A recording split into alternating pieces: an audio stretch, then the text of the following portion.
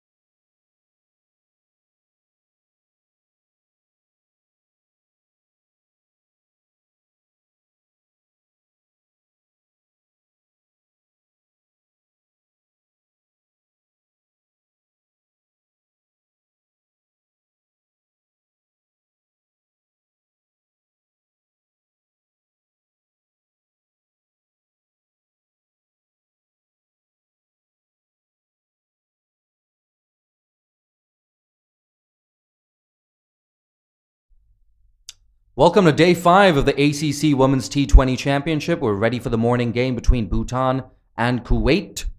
The news from the toss is that Kuwait have won the toss and they've decided to bowl first. And we're going to bring you the toss right now. In fact, we're going to read you out the teams before we go to the toss.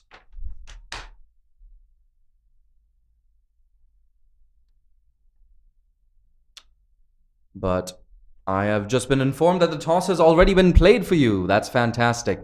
And like I said, Kuwait winning the toss and choosing to bowl first. Bhutan having no issues with that whatsoever. They wanted to bat first had they won the toss. So both teams getting exactly what they want.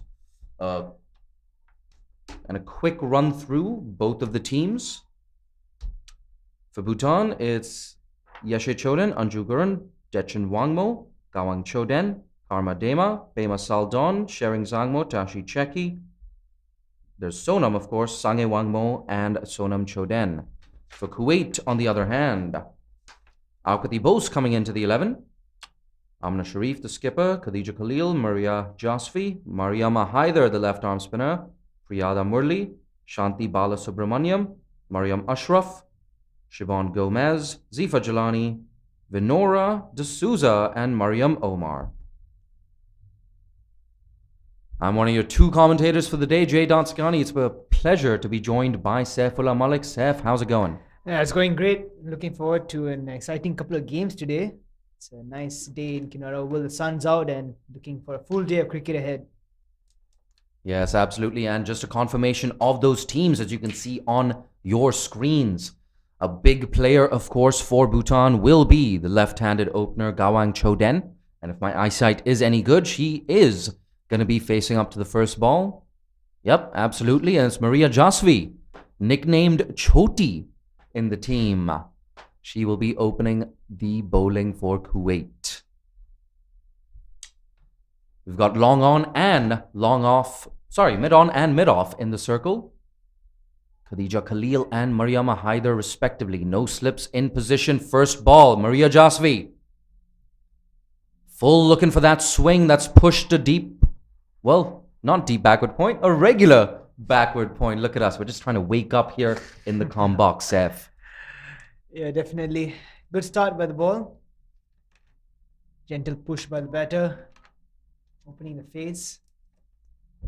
Seth, you lucky guy getting 9 hours of sleep.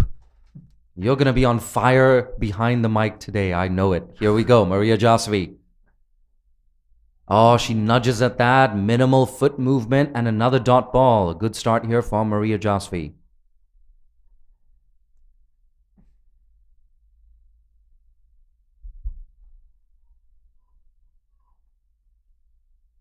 It's a 5-4 offside field right now. So Maria Jasvi, she's going to want to bowl relatively straight on that middle and off stump line, perhaps just outside. Third man is rather square. That's whipped away on the leg side. First runs for Bhutan. Mariam Omar in like a live wire. A strong throw as usual. But Bhutan, they're off the mark. They're 1 for no loss. We're halfway through the first over. Yeah, well played by Gawang Choden. She worked that nicely through the pads. Saif, how important is it to have a left-right combination at the crease to kick things off? Yeah, it definitely does confuse things for the bowler. I think it would be a bit difficult to stick to one line of length, obviously, when you have a left-hand, right-hand combination. It's very important for Maria Jasvi to be very disciplined with the line and lengths. 2 fielders on the boundary, a deep fine leg and a long on. No fielders on the boundary and the offside, a stacked infield on the offside. That's down the leg side. And it's going to be more runs. The keeper has not quite collected that. And it's run away to the boundary. So 5 wides. Saif, a little bit loose. Yeah, exactly what we were talking about earlier. I think that would have been a good delivery to the left-hander, but unfortunately it's a massive wide and results in a very costly extra. Absolutely. And we've talked about it before. This is an incredibly hot day here at the Kinrara Oval. A big reason why Amna Sharif decided to bowl first. So you're not getting that scorching afternoon heat. And having said that, you bowl extra deliveries. You're going to have to spend a longer time out in the heat. There we go. A play and a miss there. Yeshe Choden, the ex-Bhutanese skipper, I beg your pardon. Yet to get off the mark. It's 6 for no loss. We have 2 deliveries left in the first over. If you're just joining us, Kuwait, they won the toss and decided to bowl first here at the Kinrara Oval.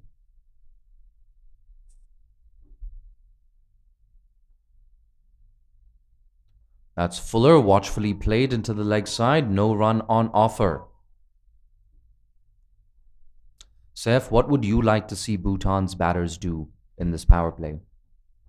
Well, considering that I think they are already almost out of the tournament, I think it's just important for them to express themselves and look to play some attacking cricket. Absolutely, and long on over there is rather wide. So there's definitely spaces to exploit down the ground. Maria Jasvi, hands on her head, beating the bat, not for the first time in the over. A good end to the first over for Kuwait. 6 for none, Bhutan after 1.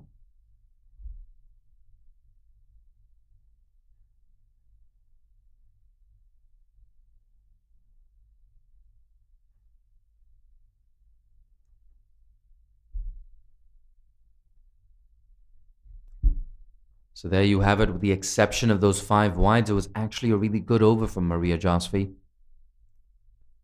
The keeper as well, Amna Sharif, the skipper, unable to collect that one down the leg side. And it looks like we're going to see spin. If my eyes are not deceiving me, that is left arm spinner Mariama Haider.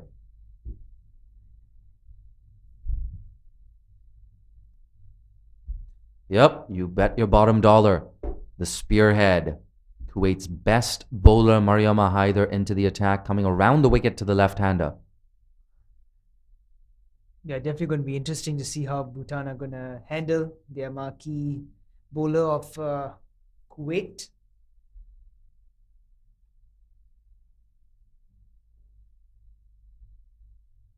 It's a 5-4 offside field. We've got a deep mid-wicket in position.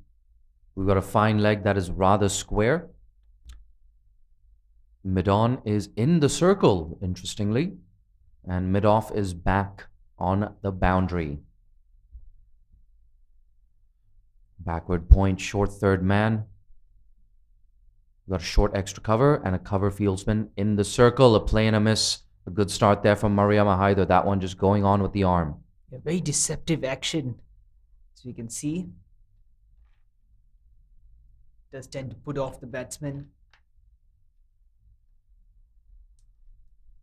Interesting. Gawang Choden just eyeing up that offside, trying to count how many fielders are there on that side of the wicket. There we go. She goes offside, does not find the gap. Backward point cleans up very easily. So another dot ball, consecutive dot balls here for Mariama Haider.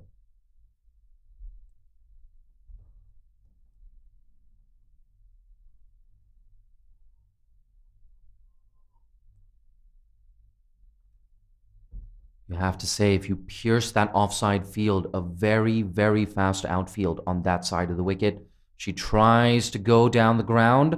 She's going to find long off. So she picks up a single, Gawang Choden. Yeshe Choden, yet to get off the mark, will be facing the left arm spinner for the first time today.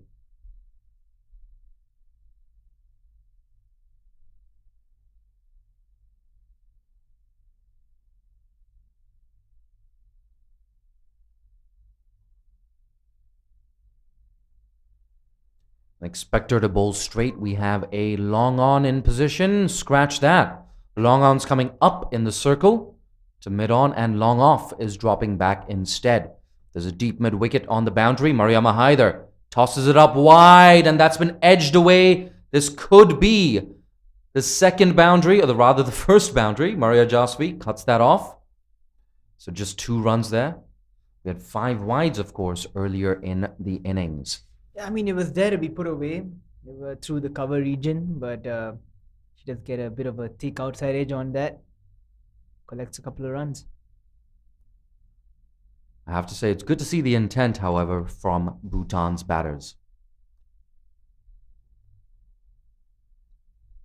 Mariama Haider looking for that early breakthrough to peg Bhutan back. That's tossed up, defended straight to long off. Bhutan pick up a useful single. Yeah, they're playing pretty well, Bhutan, at the start of this proceedings. I think they're driven pretty nicely to long off. Yeah, it's good to see the two batters just getting a feel of the surface and getting a feel of conditions. If you can build that strong base, get to a total of around 15 or 20 after 4 overs, you've got that foundation to build from. Big appeal. That had to be pitching outside leg, Seth. Definitely pitching outside leg. Actually, very difficult to get LBW decisions when you're coming around the wicket. Absolutely, and it's 10 for no loss after 2. You hit the nail on the head from around the wicket if you're a left-arm spinner bowling to the left-hander. Well, you have to pitch it absolutely perfectly.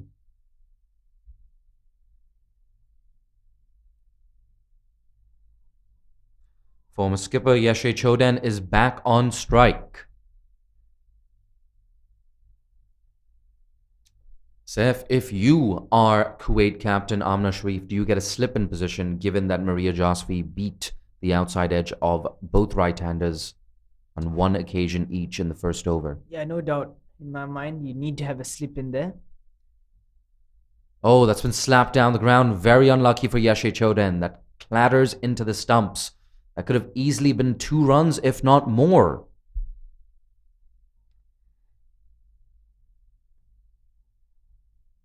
Yeah, I mean, the bowler could have got a hand on that and could have been the first wicket as well for Kuwait. Here we go. Yeshe Choden on strike yet again. That's wide. Oh, yes, she does find the gap. Square on the offside, a misfield. And she's going to collect her first boundary. So first boundary off the bat for Yeshe Choden and for Bhutan. Their score moves on to 14 after 2.2 overs. Yeah, I think there was a loose delivery from Maria Jaswi. I think they have been a bit inconsistent with their line and length so far in this match. Something that they can definitely work on. Well put away by Yeshe Choden. Yeah, at first she did not find the gap, but that fielder at backward point, she could have done way better. That's full, too full. It's a full toss. It's been eased away through the offside. A work to do here for Khadija Khalil. Is she going to cut it off? That's a valiant effort there. She saves 2 runs and she draws the applause from Kuwait's dugout. Definitely great effort in the field, but yet again another loose delivery from Maria Jaswi. Gentle full toss. Put away for another couple of runs. Put away nicely, in fact. High elbow, check drive. Absolutely, the high elbow, beautiful to watch. I love the square on stance from Yeshe Choden, very classical. Here we go, Maria Jasvi.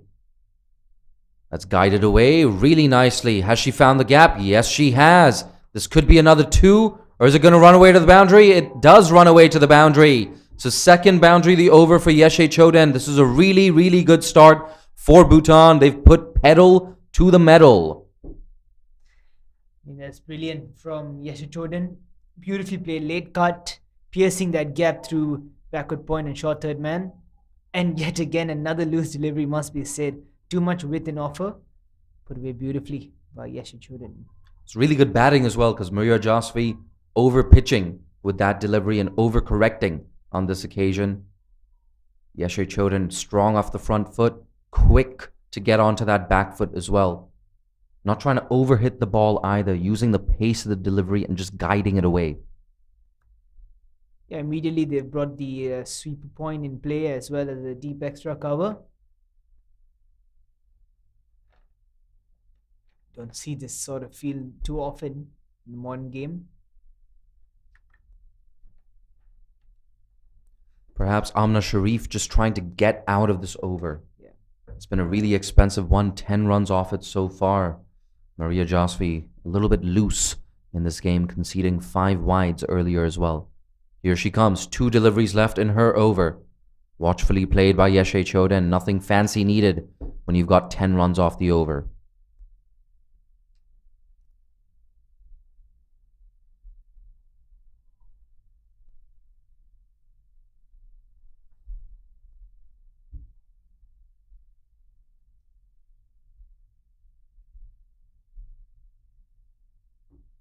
Last ball coming up, Maria Josevi.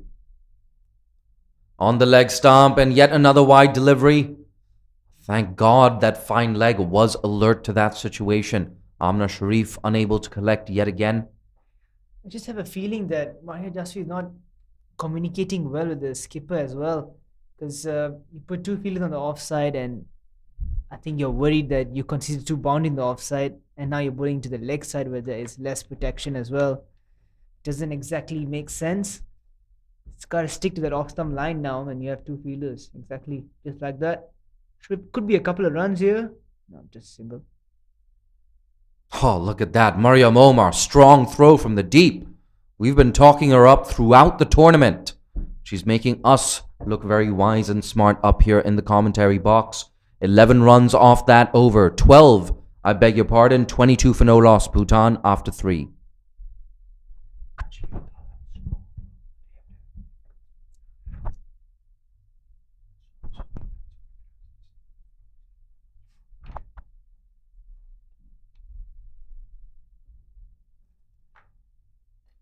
Mariam Omar, one of the best boundary riders in this tournament. Perhaps the single best boundary rider in this tournament.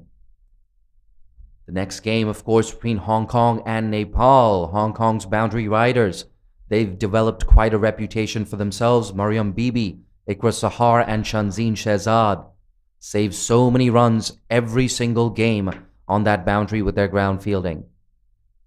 But we're not going to get distracted by that for now. It's Mariama Haider in to bowl the 4th over. Great start at the bat by Bhutan. Current run rate 7.33.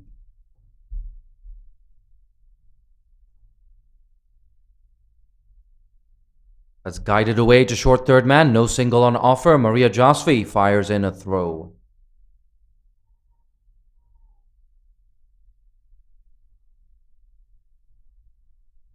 I'm getting a lot of requests on social media to provide toss updates. If you want updates on the game, the best thing you can do is follow Malaysia Cricket on Twitter, as well as ACC Media. That's a quick single attempted, and they make it in very easily. Great calling there from Gawang Choden. Like we said, the best thing you can do is follow us across social media at Malaysia Cricket, and follow ACC Media as well, providing regular updates throughout this game, as well as the other game being played at the UKM YSD Oval around 20 minutes away from here. 20 minutes or 2 days sometimes in this Malaysian traffic. That's on the leg side, and that's been punished, but there's a deep mid-wicket in position, so just a single. I feel like Mariama Haider has been overflighting the ball. I must say so myself. Too much air has been given. Gives the batter a lot of time to adjust.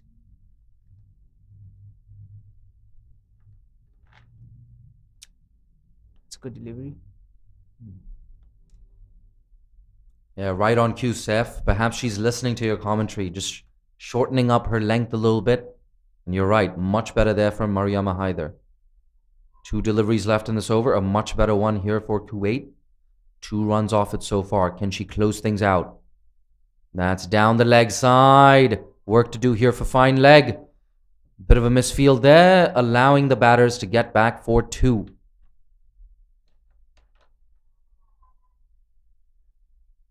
Yashi Choden have definitely impressed today so far. Play some traditional cricket strokes, and she seems to be having a very composed stance, compact as well. Absolutely. The team manager a couple of days ago, Ugan Dorji, telling me that She's been replaced as captain. A quick single. Oh, a better throw would have had her in trouble just as we were talking her up. Saif, is there any need to take such big risks? Yeah, definitely no. I think there's a bit of hesitancy as well. She did look like she stopped for a bit. And she gave up as well. I think she knew that it was a direct hit would have been curtains for her. That brings the fourth over to a close. It's 27 for none. Bhutan. As we have a change in bowling, Mariam Omar into the attack. From this end, bowling the fifth over for Kuwait.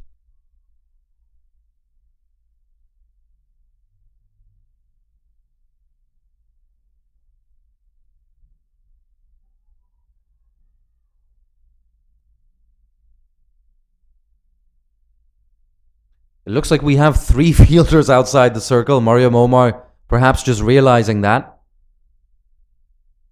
There we go. Kuwait avoiding the embarrassing situation of conceding a no-ball free hit. A reminder, of course, only 2 fielders allowed outside the 25-yard circle. A lot of different field changes here. Perhaps a sign that Kuwait are just a little bit rattled here today, this morning at the Kinrara Oval. Off spinner, Mariam Omar. Oh, yeah, there we go. First breakthrough for Kuwait. Yeshe Choden, we were talking her up. And she has to walk back to the pavilion. So 27 for 1 Bhutan. Kuwait are back in this game. Great delivery. Unfortunately, no feed from Yeshe Choden, resulting in her playing and missing. Had a good start with the bat. Unfortunately, she has to walk back now. Really, really good bowling there from Mariam Omar. That one just going on with the arm and clipping that off bail. Yeshe Choden and Dechan Wangmo exchanging a fist bump. The skipper Dechan Wangmo walking in at number 3. We haven't seen her with her leg spinners so far in this tournament. Or we haven't seen much of her leg spinners. I did not cover the previous Bhutan game. Nonetheless, she's walking in at number 3 right now to partner Gawang Choden. A good platform and a good start here from Bhutan. They're 27 for 1. We have 5 deliveries left in the 5th over. If you're just joining us, Kuwait, they won the toss and decided to field first. A little bit of loose bowling from them at the start of the innings, including 5 wides from Maria Josfi. 2 boundaries coming in Josfi's next over. Bhutan, a really good start, courtesy of Yeshe Choden, who just walked back to the dugout, being bowled by a really good arm ball from Mariam Omar. So Mariam Omar with a wicket off her first delivery. She's going to be looking for wicket number 2. She's not going to get it like that. That's been punished over square leg on the leg side. Perhaps if square leg had timed that jump earlier, it could have been 2 wickets down. Yeah, but that's a really loose delivery from Mariam Omar. Surprising after bowling an exceptional delivery to get rid of Yeshe Choden. Mariam Omar, she sets higher standards for herself. She wants to play in the WBBL.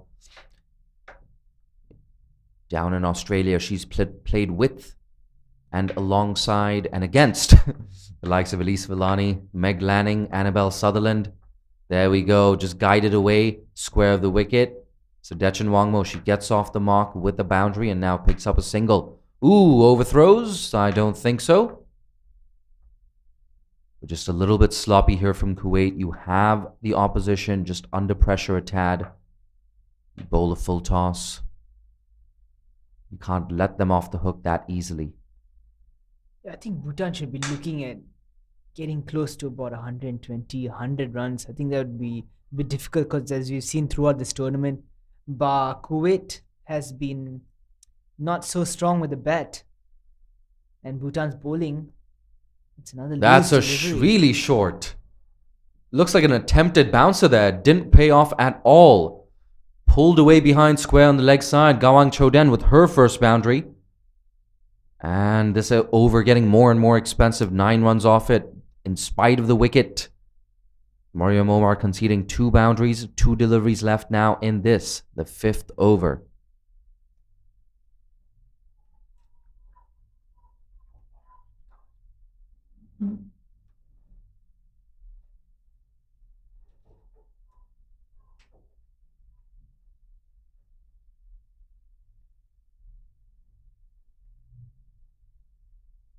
Kuwait's highest score in this tournament has been 84. So I think Bhutan have a chance here. It's another loose delivery from Mariam Omar, who's been a bit wavered after taking that wicket on the very first delivery.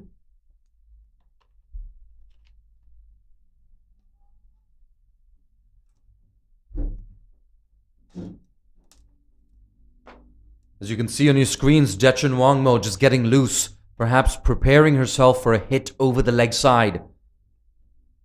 That's not there to hit a good end to the over for Mariam Omar, but a very expensive one. 10 runs off it, Bhutan motoring along their 37 for 1 after 5.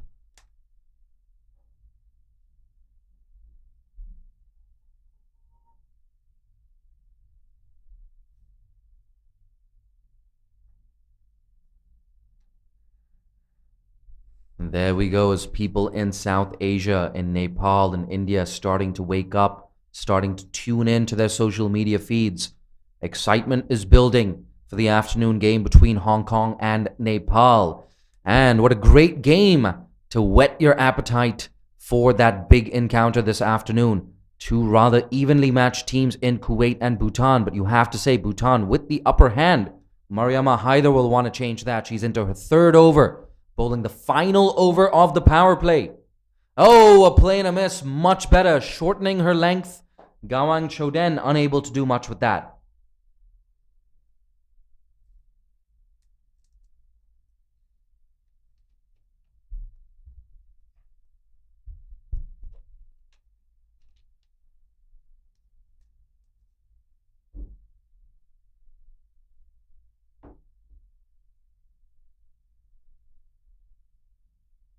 That's on the legs, a very, very ambitious appeal.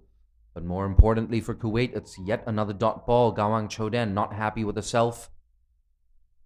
Yeah, we can see Mariama Haider is not exactly extracting much turn off the surface. And she's just maybe straightening a tad bit and going with the angle more often than not. This might actually be the best batting surface we've seen in the tournament so far. That's hit straight to mid-off. So the frustration growing for Gawang Choden here. She wants to get a move on and make the most of the 3 deliveries that remain in this power play. This surface, of course, different to the one that's been used in the last couple of days. That surface a lot more green, more grass on that wicket. Very little grass on this. As guided away straight to third man. Yeah, I mean, the good thing about Gawang Choden is that she's still looking positive, attempting a sweep shot, stepping up down the wicket, and then attempting a cut shot. We could see some exciting. Here we go, 2 deliveries left. And she runs. She runs. Tight. Oh, there we go. A direct hit would have had her perhaps in a bit of trouble. But the important thing for Bhutan is that at least they get a run off this over. You don't want a maiden in the last over of the power play. Jetchen Wangmo, she's on strike. And I have a feeling she's really going to go for this one. Yeah, the last ball of the power play as well. So it is definitely on the cards. They've only put one fielder down as well. Mid-wicket now moving straighter. We also have a deep mid-wicket that's guided away. A really good over there from Mariama Haider. Just 1 run coming off the 6th over. Getting Kuwait perhaps just back in this contest. Saif, do you feel like this could potentially be a turning point for Kuwait? Yeah, I think definitely that they've got a bit of momentum now on their side. But Bhutan wouldn't be too upset about this power play as well. 38 runs in 6 overs is pretty decent, I'd say. They just look to capitalize on it. Plenty of fielders have dropped down to the boundaries, and that opens up a lot of singles and doubles as well. Yeah, absolutely. And perhaps Bhutan would be wise to just milk the bowling at this stage. Nothing too fancy needed. We have 5 fielders on the leg side. This is a very interesting field. It's a 5-4 leg side field. There we go, and she goes leg side. Good stuff from Mariam Omar, bowling to her field. It's very important now that Bhutan just formed a bit of partnership here. This is one of the few occasions I've seen a 5-4 leg side field in this tournament. That's played away through the offside. Oh, that's a very good stop there at cover. Mariam Omar should not have been bowling there. And she has to thank that cover fielder for saving a couple of runs and making her figures look even better.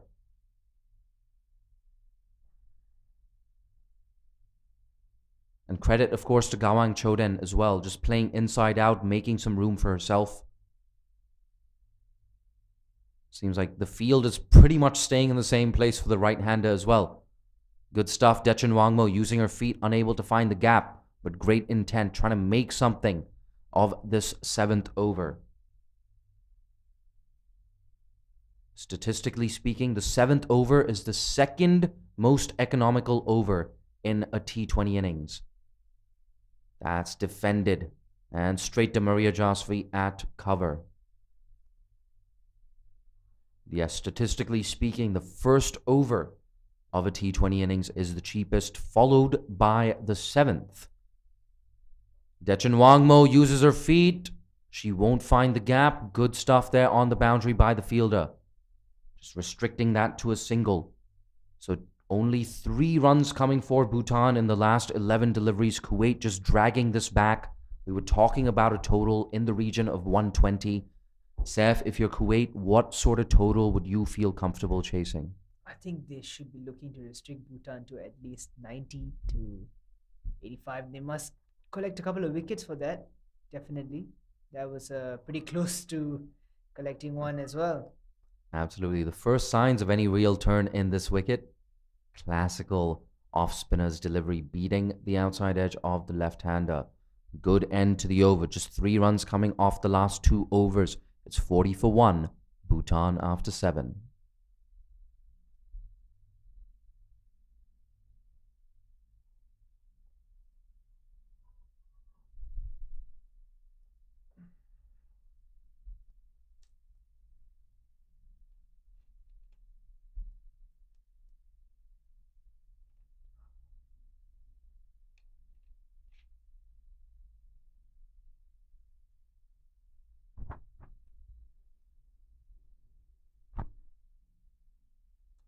We have a change in bowling. Khadija Khalil into the attack for the first time today.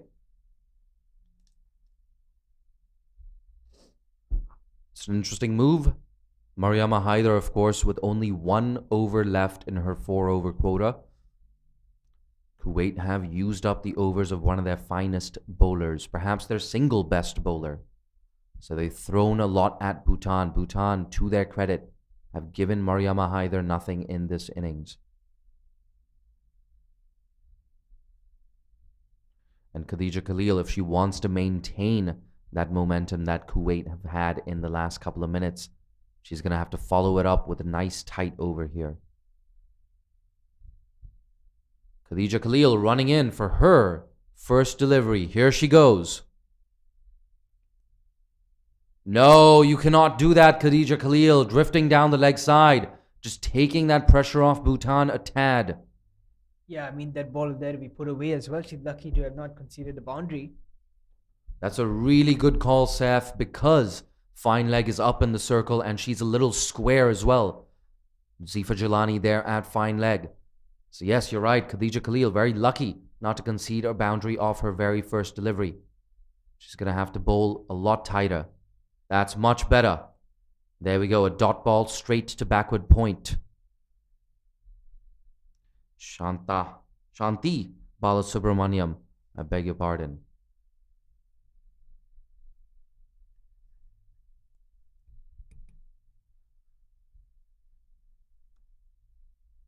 Much better from Khadija Khalil. Can she back it up? That's Fuller on leg stump and pushed down to long on. Mariam Omar. She's in with a flash. Just a single. Mariam Omar actually has a bit of a cult following on some women's cricket Facebook groups. Very popular group on Facebook talking about women's cricket. The admin there, Rob Harvey, I have no doubt he's tuned in to this encounter. Rob has been very encouraging throughout this tournament, providing words of encouragement, praise. Here we go. Khadija Khalil around the wicket. That's a full toss. Ooh, a bad bounce there for cover. But she cleans up nonetheless. No harm done. Yeah, I mean, full toss could have been put away anywhere. Unfortunately, finds the fielder right at the 25-yard circle. Short covers.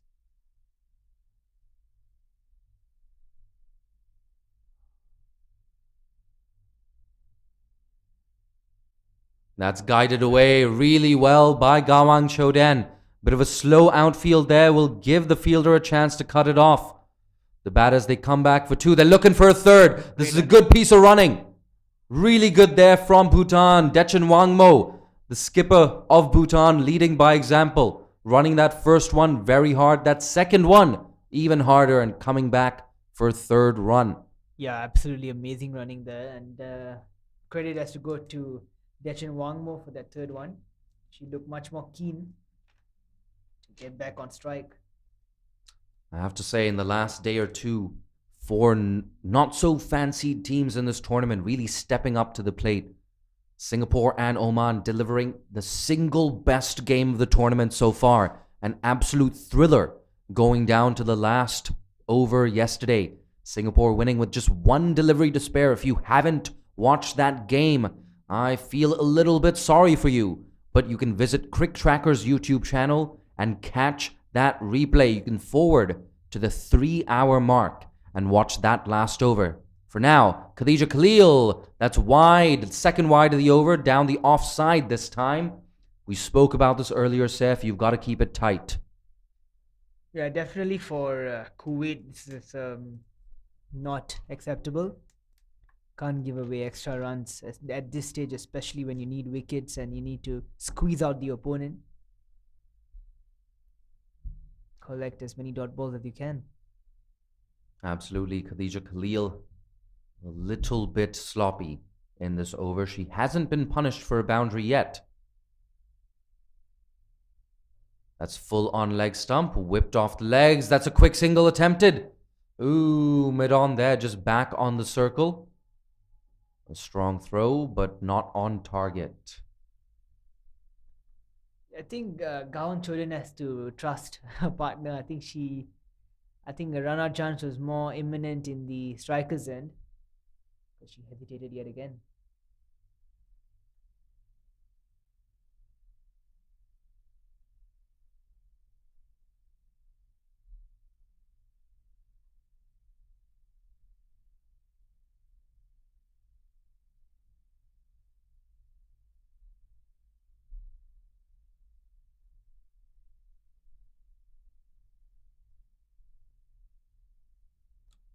Here we go. Last ball of the over. Khadija Khalil. Oh, a bit of a thick inside edge there to mid-wicket. So dot ball to close things out. 7 runs off the over. 47 for 1 Bhutan after 8.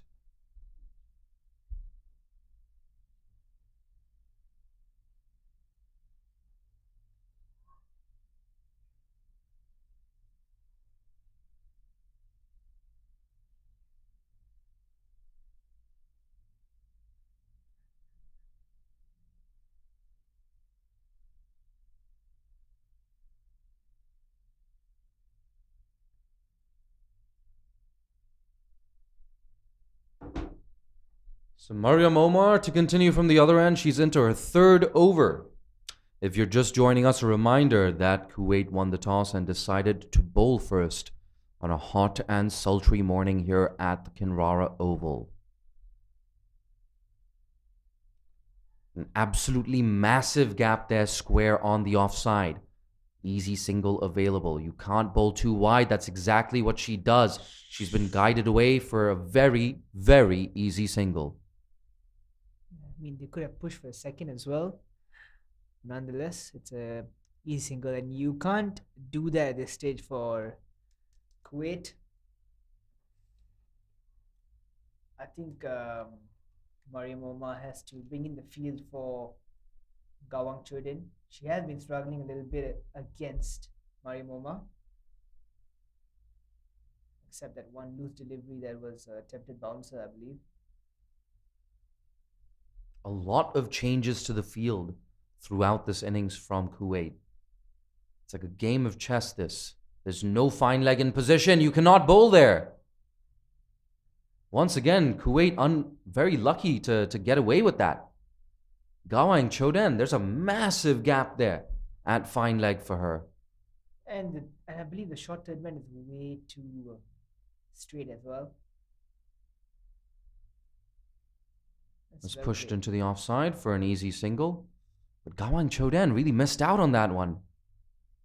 Absolutely vast amounts of real estate there. Yeah, Look at that gap. That's a huge gap, definitely. The short third man had just stayed there. Marimoma had to remind her to get back to her place.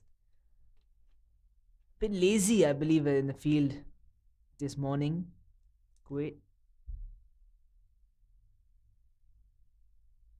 That's squeezed out to Maria Josfi. Maria Josfi, however, has been a live wire in the field. Yeah, she has been the odd one out, I believe. Maria Momar, of course, with those strong throws from the deep. Here we go. That's off the legs. Waiting for the signal for the umpire. And there we go. He gets that leg up. So leg buys there. That won't go against Maria Momar's figures.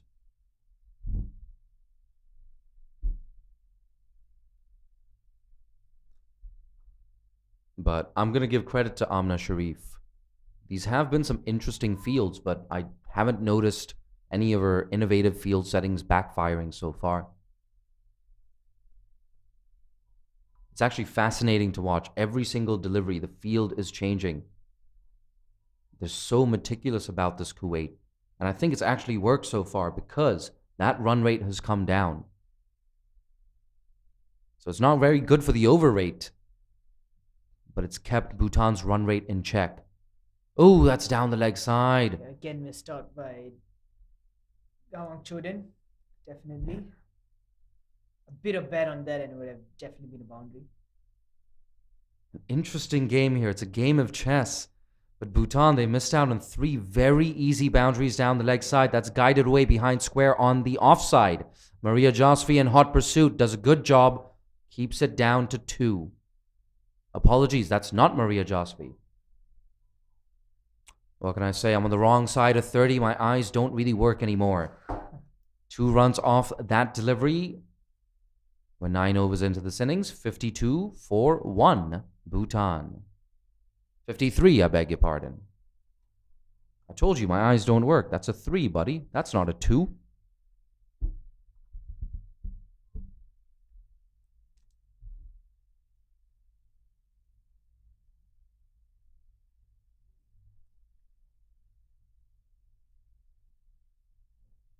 I think the field placements haven't been backfiring because Bhutan haven't been exactly capitalizing on those deliveries as well.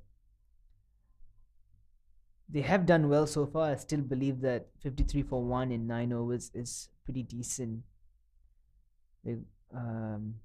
Keeping in mind that Kuwait haven't exactly been the best chasers of anything above 90 runs.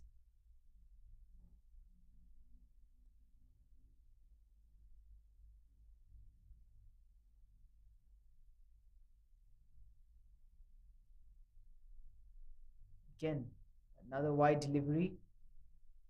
She has been struggling with those legs down the legs to dump wides. Something that she can definitely work on in training as well. Or spot bowling.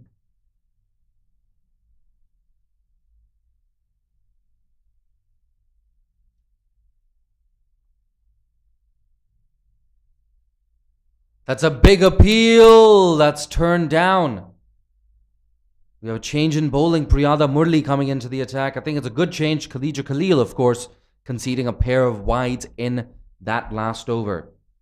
I think it's good captaincy. Amna Sharif, she knows that she cannot let Bhutan get away and cannot let them build another partnership. You've got to keep that run rate below 6 for as long as possible. Perhaps even get it down to 5.5 or 5 runs and over. That's full on the leg stump. Ooh. Dechen Wangmo, a little disappointed with herself. Yeah, I think the leg side is there's plenty of areas where you can manipulate the ball and collect more than a couple of runs. See, the great thing for Bhutan is they have 9 wickets in hand. They still have the likes of Shering Zangmo in the dugout. Expect her to walk in at number 4. There we go. 3 fielders on the boundary on the leg side. Long on. Deep square leg and deep mid wicket. Singles available on the leg side. That's on the offside. Guided away so well by Dechen Wangmo. That's running down to the boundary. Will it get there? You bet your bottom dollar it does. So Dechen Wangmo with an important boundary. Her second boundary of her innings. The score moving on to 58 for 1. Yeah, that's well put away. Beautifully put away by Dechen Wangmo, opening the face, allowing the ball to come to the bat. And I think, judging, I don't want to be too harsh here, but sitting in the com box, I believe that Kuwait have gotten their angles really wrong. They've gotten their field placements really wrong in this game. I think one team that has done that really well is Hong Kong, I believe. They are really smart with their field placements, know their angles really, really well. Here we go, Priyada Murli. That's Fuller down the ground, long on. Oh, look at that, Mariam Omar. My God, if you had $1 for every time I praised Mariam Omar's fielding in this contest. But then again, she's saved at least 4 or 5 runs in this inning so far. And we're only halfway through the innings. The value of having a strong boundary rider. And when we talk about a quality boundary rider, we're not just talking about that arm. We're talking about the anticipation, running in. No fine leg in play. So she can't afford to bowl down the leg stump wides on this delivery. Guided away. They're looking for the single. It's not there. Zifa Jalani on that occasion making no mistake.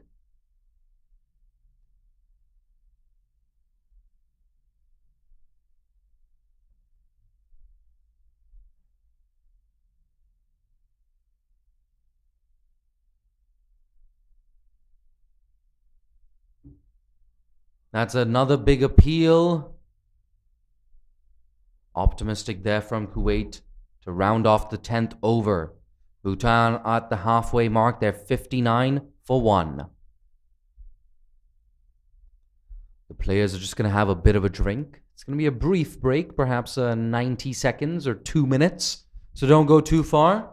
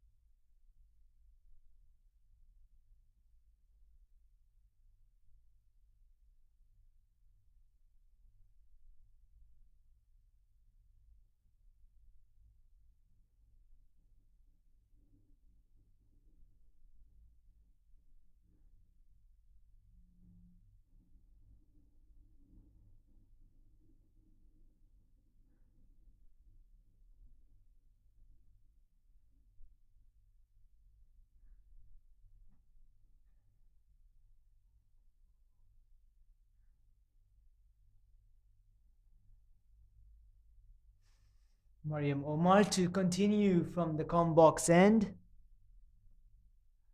Bhutan would be really happy with the halfway through this innings. 59 for the loss of 1 wicket. They still have plenty of wickets in the shed.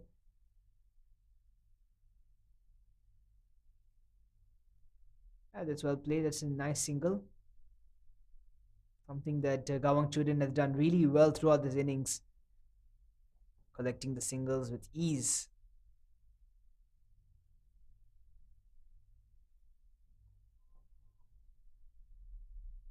Techin Wangmo.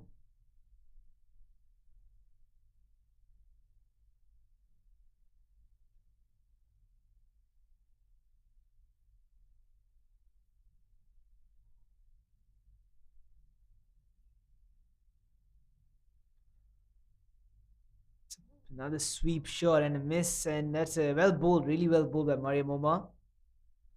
Another bye by the keeper. It's inches away from clipping the top of off stump.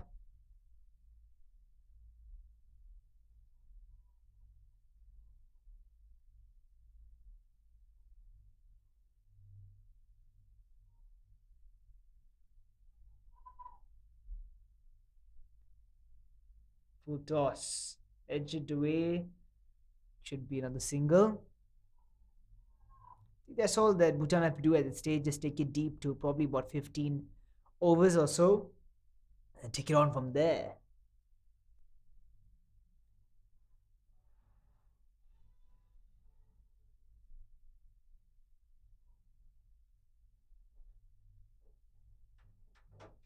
It's well defended. It's a good ball for Mariam Omar.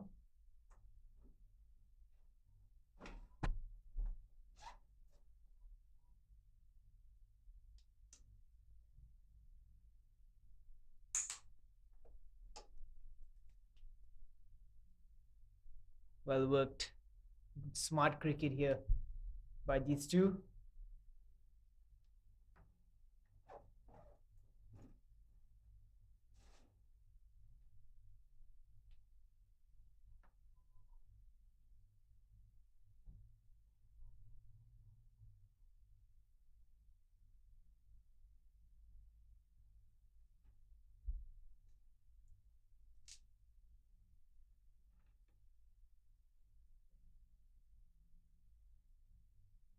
That's pretty close.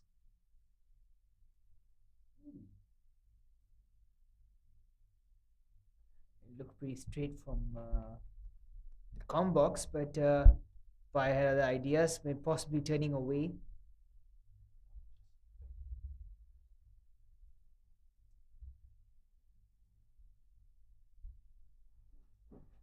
We're of course seated at a bit of an angle here in the comm box, but at least from where I was standing, it looked like it was just clipping leg stump, so maybe a lucky reprieve there for Bhutan.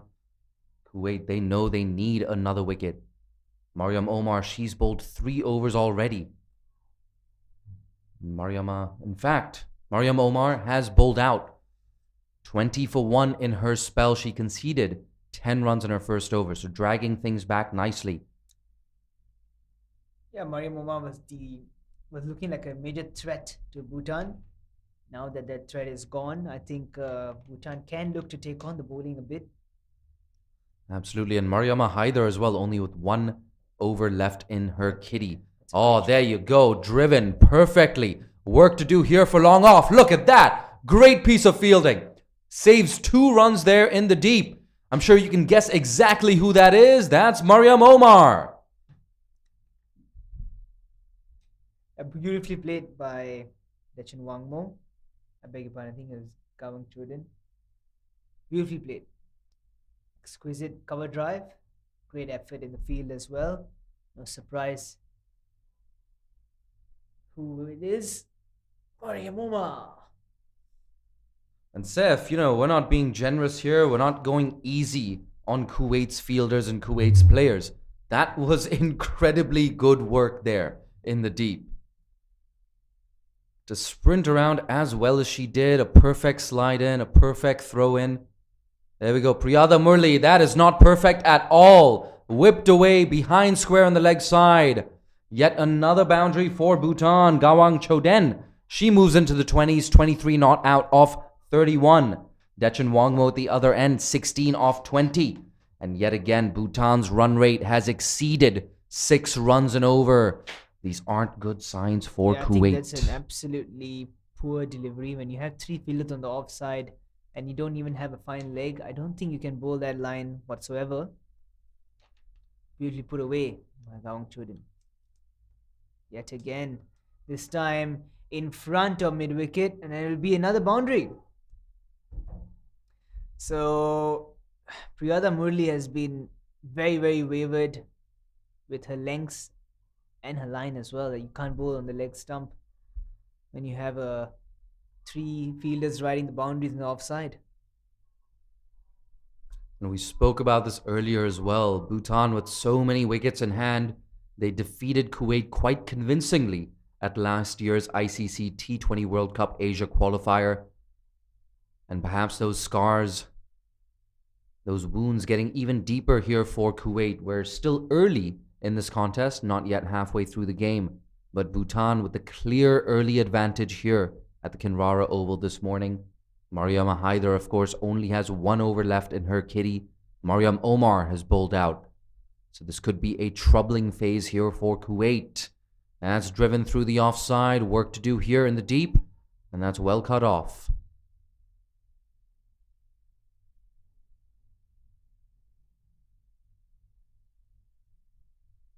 Yeah, really expensive over. Very fruitful one for Bhutan as well. 12 runs coming off it already.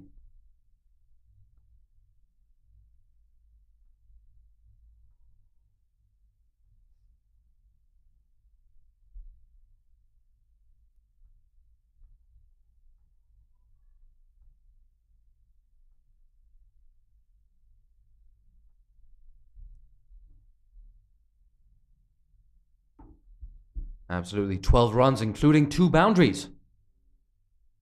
Another wide. Oh, there we go. Make that 13 runs off the over. And I wonder if Kuwait need to make a bit of a change here. Perhaps get someone like Maria Jasfi into the attack. Jasfi, I feel, the quickest of Kuwait's bowlers. Perhaps if you just change up the pace a little bit, it might change up your fortunes. Oh, that's dug out. That's much better from Priyada Murli to close out the 12th over. In fact, we have 1 delivery left because of that wide ball. So 75 for 1 Bhutan, 1 delivery left now in this, the 12th over.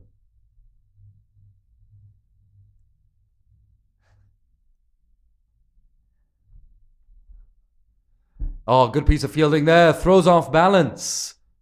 It was always going to be tough to effect the run out, but that fielder there looks like Khadija Khalil, keeping it down to a single. And it's 76 for 1 after 12.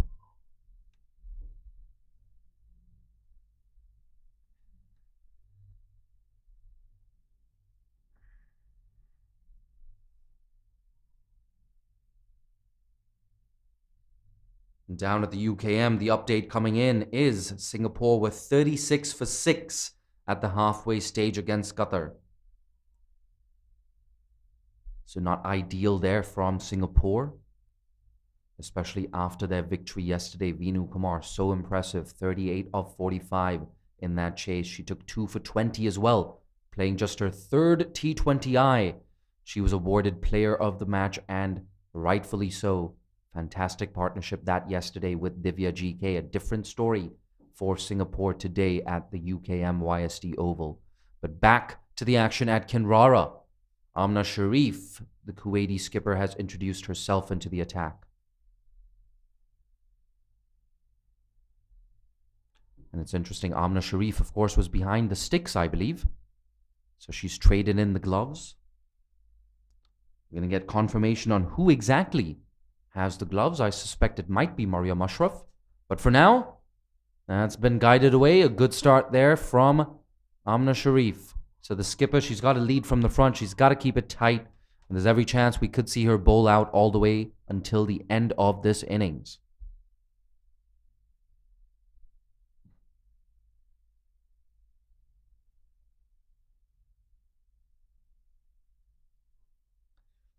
Another dot ball from Amna Sharif.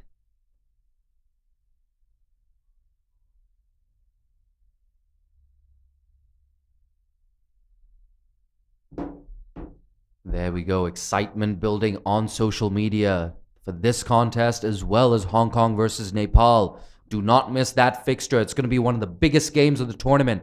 And for now, here's Amna Sharif. Punched away off the back foot just in front of square on the offside. Good work there in the deep. Just a single.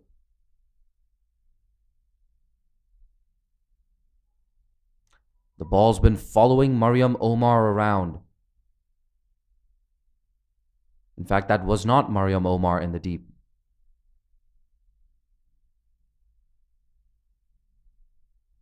She's coming in at a short extra cover. I've been counting, and Mariam Omar has saved at least 7 runs today in the field. A very tight spell with the ball as well. 1 for 20 in her 4 overs, I beg your pardon. Just getting a little tongue-tied here in the commentary box. Amna Sharif from around the wicket. Oh, big appeal. There we go. It's been given. And the right decision from the umpire, you feel. Gawang Choden trapped plumb in front. So the change of bowling working for Kuwait. Yeah, I think she's been very disciplined and not turning the ball much, straightening a bit. That ball, in fact, going with the angle. And that's pretty, I could say, plumb LBW decision. Empire had no hesitancy raising the finger whatsoever. And if you're a Kuwait fan, or indeed if you're a neutral fan, really good news for you. Second wicket down now for Bhutan. This could be the wicket that kind of brings them back into the game. But walking in at number 4 right now is none other than Shering Zangmo, the off-spinning all-rounder. Regularly bats there at number 4. This batting lineup from Bhutan has been pretty static throughout the tournament. And they do rely quite heavily on their top 4. Dechen Wangmo, the skipper, she walked in at 3. She's still at the crease. She's going to be at the non-strikers end as Shering Zangmo faces up to her first delivery of the day. 77 for 2 with 2 deliveries left in the 13th over. Amna Sharif will be coming over the wicket to the new batter at the crease. Look at that. Mariam Omar, she's ready. She's buzzing right now at short cover.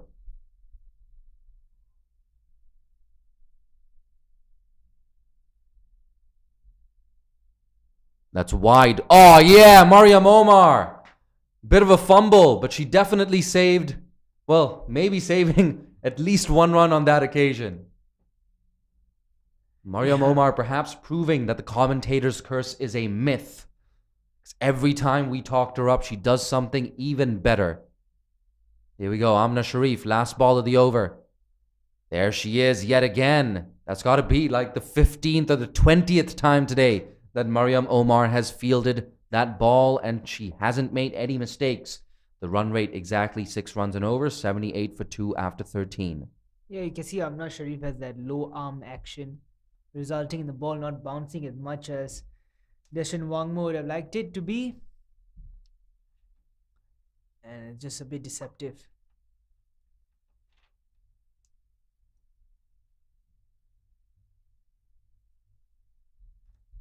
Mariam Omar, one of the few ethnically Arab players in this Kuwaiti lineup.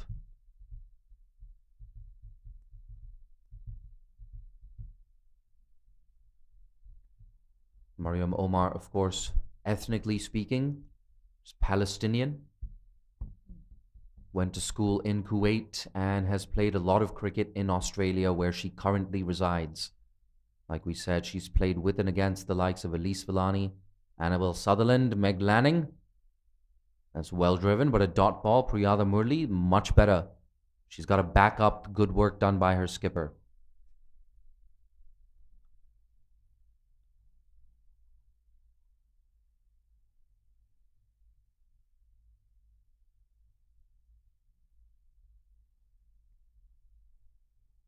Oh, a play and a miss, hands on her head there.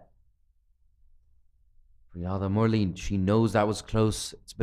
Hasn't been the best day for her so far.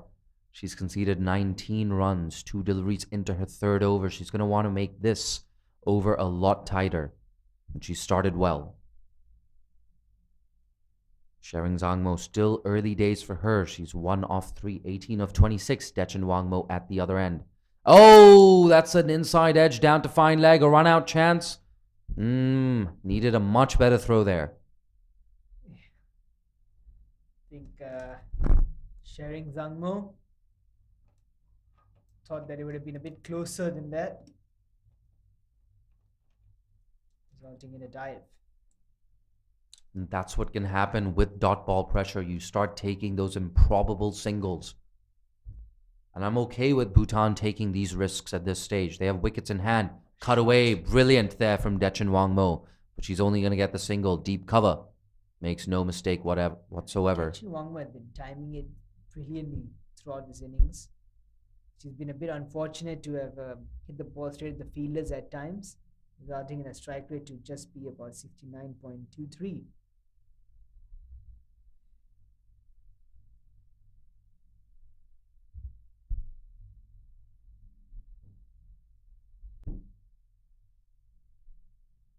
That's worked away on the leg side. No single on offer. This could be a run out. Big appeal. It looks like perhaps the bowler either didn't gather or knocked off the bails with her knee. It did look like the bowler knocked off the bail with the knee. It's been that sort of day for Priyada Murli. She just can't seem to get things right. But this has been a much better over in retrospect. Absolutely. Priyada Murli, so experienced. I believe she was Kuwait's first ever captain. Second ever captain, of course, was Mariam Omar. Oh, that's a big appeal. It's a good appeal. Not good enough, apparently. Yeah, it didn't look like it was out, probably sliding down leg slide. It's interesting. It just looked like it straightened a tad to me. Maybe a little bit of bat on that. You never know. Nonetheless, Bhutan, they're not going to complain. They've got 6 overs left. They're 80 for 2.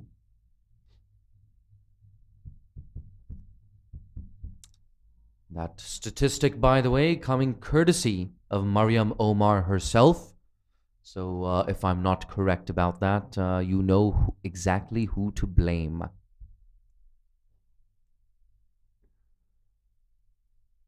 There we go. Once again, a short cover in place. Mariam Omar there. Amna Sharif, the skipper.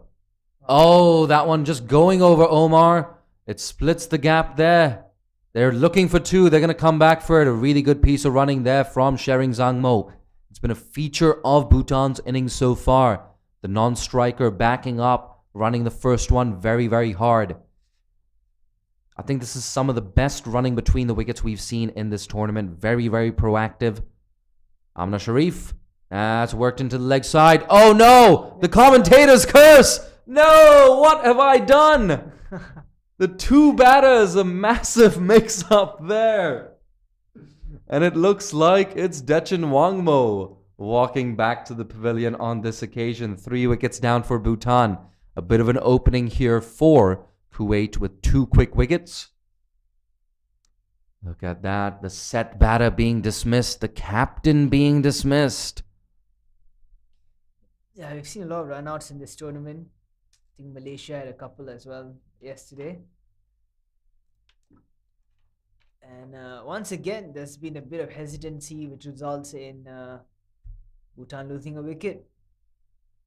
See, on one hand, I don't mind Bhutan being proactive and trying to sneak in extra runs. But like you said, the hesitancy, I feel like if both batters went at the same time, you'd have a much better shot of someone making their crease. Yeah, definitely. And perhaps you just need to pick your battles as well. So slightly disappointing, but Bhutan do have another 7 wickets in hand. It's Sonam Choden walking out to the middle.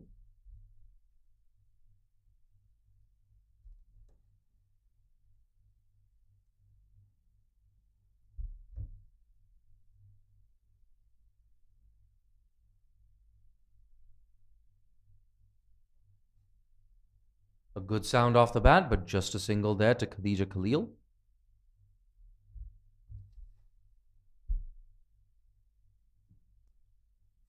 But yes, if Kuwait can perhaps just pick up another wicket, string together a series of dots, they can keep Bhutan to something in the region of 110. And a reminder that this is probably, almost definitely, the best batting surface we've seen so far at the Kinrara Oval. That's guided away. A perfect amount of pace for the batters as well. Yeah, it looks like a really nice wicket to bat on. Very flat, not much offering to the bowler. And I sure hope Hong Kong and Nepal are watching as well. I'm not sure if the second game will be played on this wicket. A quick single attempted. Khadija Khalil throws off balance. Oh dear Lord. A bit of a collision there between the fielder and the batter. But that collision could have also had the batter in trouble had Khadija Khalil hit. Yeah, that looked really nasty up here in the com box. But I'm glad that both players are on their feet and ready to go. Definitely directed would have been curtains. My word, it's Mariam Omar. She's always in the action. Never gives us a chance to talk about anyone else. It seems like 30% of all deliveries are going towards Mariam Omar. You gotta love it. Interesting field setting yet again. We've got a backward point and a gully. What a shot that is. Into the leg side. That is a great shot from Sonam Chodan. Absolutely. It actually might be Shering Zangmo. Yes, it is. The batter's crossing. We missed that amidst all the excitement. But yes, a very, very valuable boundary for Bhutan. Kuwait were just dragging things back, but now it's 88 for 3. We have 5 overs left in this contest. Yeah, great shot out of nowhere as well. Bhutan has been really impressive, I think, with the bat.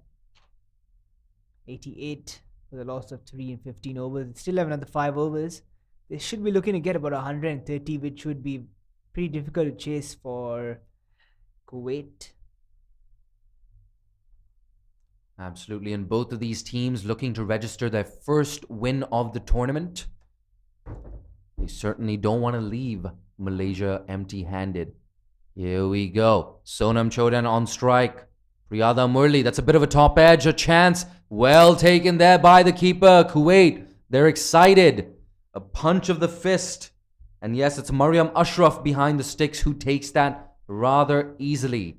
So 4 wickets down for Bhutan and another dot ball as well. Yeah, I mean, she didn't really have to go at that ball. It was a wide delivery. And very unfortunate way to get out, must be said. Bit of a leaning edge. Yeah, just closing the face on that a little too early. And that popping up to the keeper for an easy take.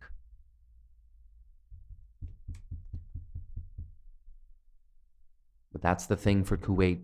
Every time it looks like the game is just slipping away from them, they do just about enough to hang in there.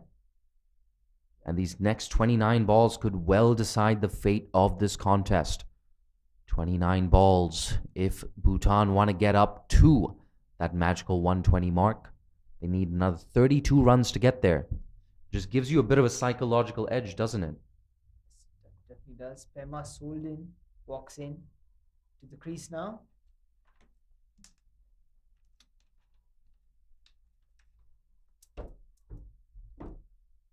Absolutely brilliant to see all the interest in this tournament. Dozens of notifications every single time I log into Twitter or Facebook. Here we go. Priyada Murli, that's on the legs. That's worked away. Work to do here for fine leg. Will she get around? Yes, she does. Zifa Jalani, a good piece of work there in the deep. Saves 2 runs perhaps. Here we go. I'm getting notifications on WhatsApp as well.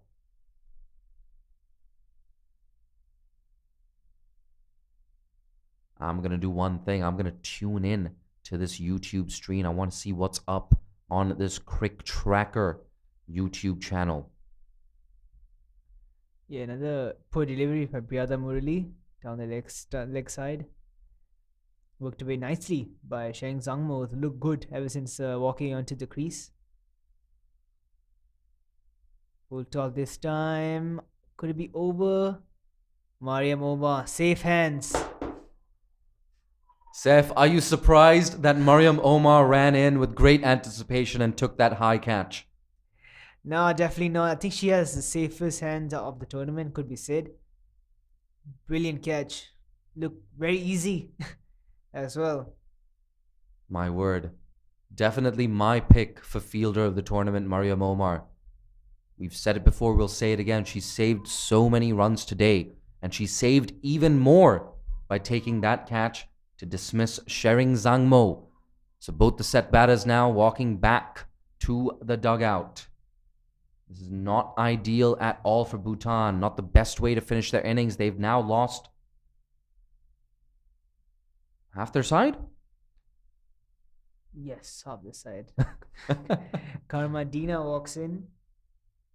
There you go. Well done, Jay. 10 divided by 2 is 5. You got there eventually. Let's check out some of these comments on the live chat. Thapa Usha with 2 orange hearts. I'm guessing those are meant for Bhutan. Haider Ali. He predicts a score of 100 and less than 120, I beg your pardon. That's worked away. Good stuff, Zifa Jalani. Ooh, a slight misfield, but that will not hurt Kuwait. Just a single.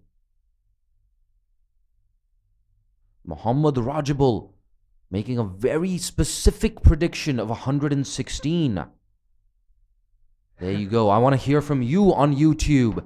Hit that comment section and let me know what you think Bhutan will score at the end of this innings. Yeah, I mean, 116 looks like a reasonable prediction, I must say.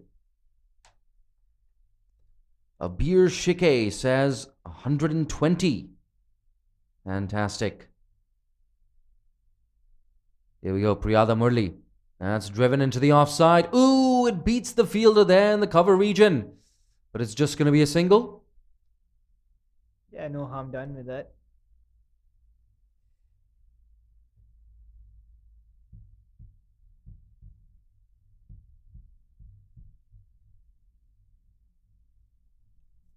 And of course, we also have that Women's Crick Zone YouTube channel who are broadcasting this as well.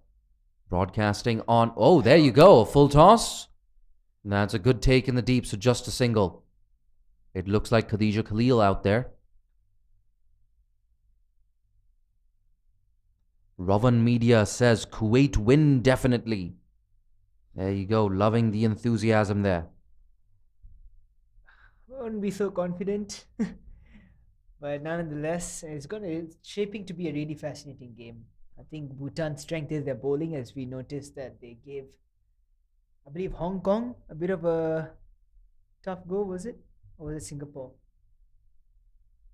I believe it was Singapore, I think. That they were struggling to chase down 60, or was it 50?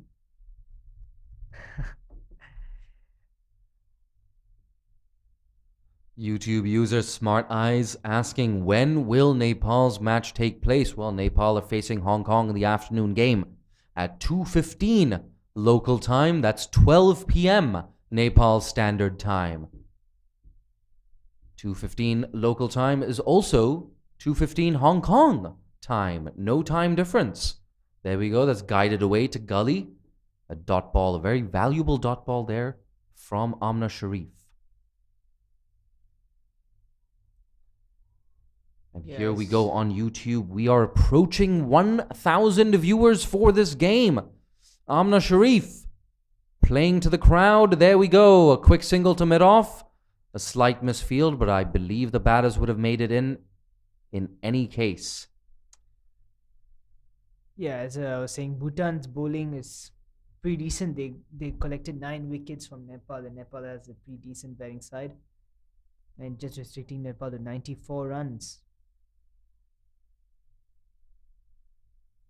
There you go. My co-commentator, Saifullah Malik, Malaysia men's player, keeping a tab on all the results throughout this tournament. That's driven, that beats Mariam Omar for a change. Khadija Khalil running around. Oh, a misfield there in the deep. Perhaps she should have let Khalil field that delivery instead. A wild throw. They're looking for overthrows. Not there.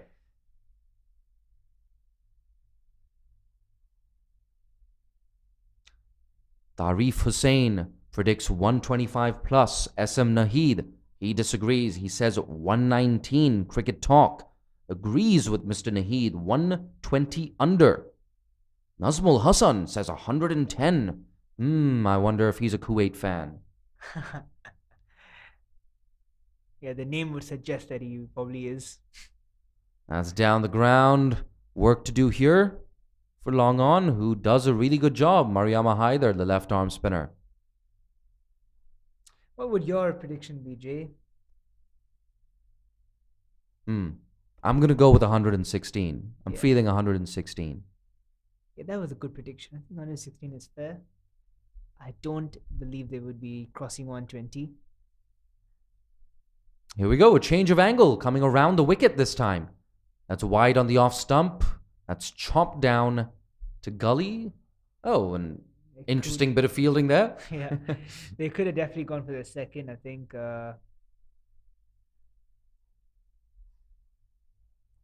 RK Gaming says should be around 118 to 120. Oh, look at that. Abhishek Rawat, your commentary is so clean and awesome, sir.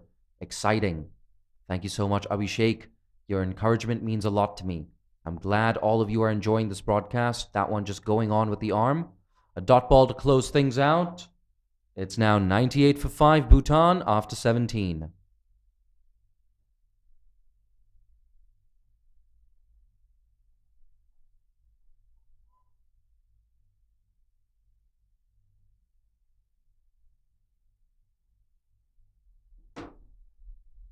Saifullah, I'm just going to drift off topic for a minute. The Nepal team, they're in at the ground right now. If you had to make a prediction, Hong Kong versus Nepal, who are you backing? I really like Hong Kong's side. I think they are a really good side. And I'd probably back them to walk with their victory. See, it's an interesting one because Hong Kong, one of the biggest takeaways for them in this tournament so far has been the improvement of Ikra Sahar and Mariam Bibi, adding so much to an already impressive bowling attack. But Nepal, on the other hand, they've got a trio of seamers, Ashmina Karmacharya, Kabita Kunwar, and Sabnam Rai, who came into the 11 in that last game yesterday against Bahrain, doing so well. And if I was Rubina Chaitri, I would stick with Sabnam Rai. I want that pronged pace attack. Look at that. Making mistakes in the comm box. Mariama Haider in for her last over. She's worked away on the leg side. Good piece of work there by Kuwait, just limiting that to a single. But the biggest issue for Nepal, of course, going into that game is their top order is yet to fire in this tournament. Yep. It's the likes of Indu Barma, Rubina Chaitri. They're the ones who've been digging them out of trouble so far. Nepal, of course, they're 3 for 3 in this tournament. Hong Kong 2 for 2. That's driven in front of square on the offside, just a single. As we can see that Mariama Haider really likes to overpitch the ball. I think this could be one of her tactics, I think. Maybe slowing things down, changing the pace more often than not. 100s up for Bhutan with that single. They've been brilliant at the bat, I believe. Oh, a quick single. The non-strikers sent back, and wisely so. You have to give Kuwait some credit here. They are dragging it back a bit. And at one stage, a total in the region of 125, 130 looked more than likely for Bhutan. That's tossed up and driven. It's just going to be a single. So Bhutan still looking for that elusive boundary.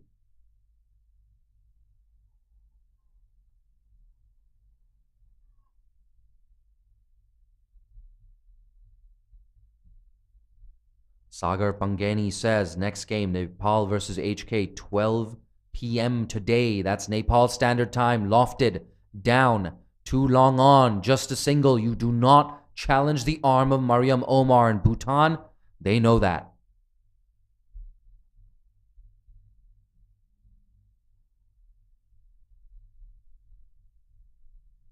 Here we go. We've hit that magical 1,000, 1K mark on YouTube. So good to see. South Asians waking up. That's a loud appeal. In fact, there's no need to appeal by the keeper. Just throwing me off there. The bat has been bowled, leg stump, being disturbed on that occasion. Mariam Ashraf distracting your commentator up here in the comm box. Perhaps I should keep my eyes on the ball instead of keeping my eyes on the keeper. Nonetheless, it's 101 for 6 now. Bhutan with 1 delivery left in the 16th over and 1 delivery left in Mariam Haider's spell. Yeah, I think they should just see off that ball for Mariam Haider. In fact, that's the end of the over. 102 for 6 after 18. Mariam Haider. She ends an impressive spell, 1 for 14 in her 4 overs. Yeah, 2 overs remaining. I think Bhutan has to just go full on attack now. Try and collect as many runs as possible. Don't worry about wickets, I believe. But at the same time, don't play any rash shots as well. Any runs that's gonna be valuable.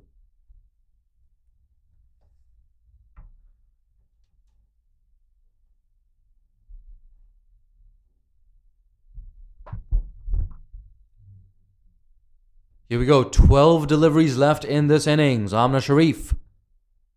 That's full on leg stump, driven down the ground. Work to do here for long on. She gets around very quickly.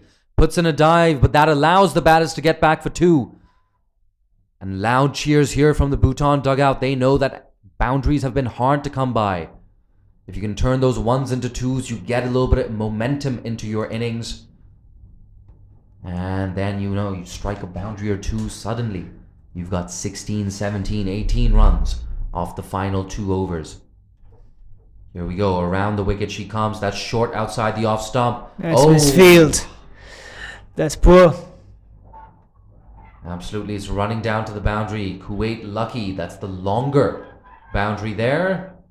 Yeah, I think... Looking for 3 there. The non-striker not available. I think that was 3 on. I think the striker just hesitated a bit. And look at that. Hong Kong have just arrived at the Kinrara Oval. A lot of tension, I'm sure, in the afternoon session. We're 2 hours and 20 minutes away from Hong Kong versus Nepal. What a better way to warm up for that game than Kuwait versus Bhutan right now. That's in the air, and it's taken. 7 wickets down now for Bhutan, and more importantly, yet another dot ball for Kuwait.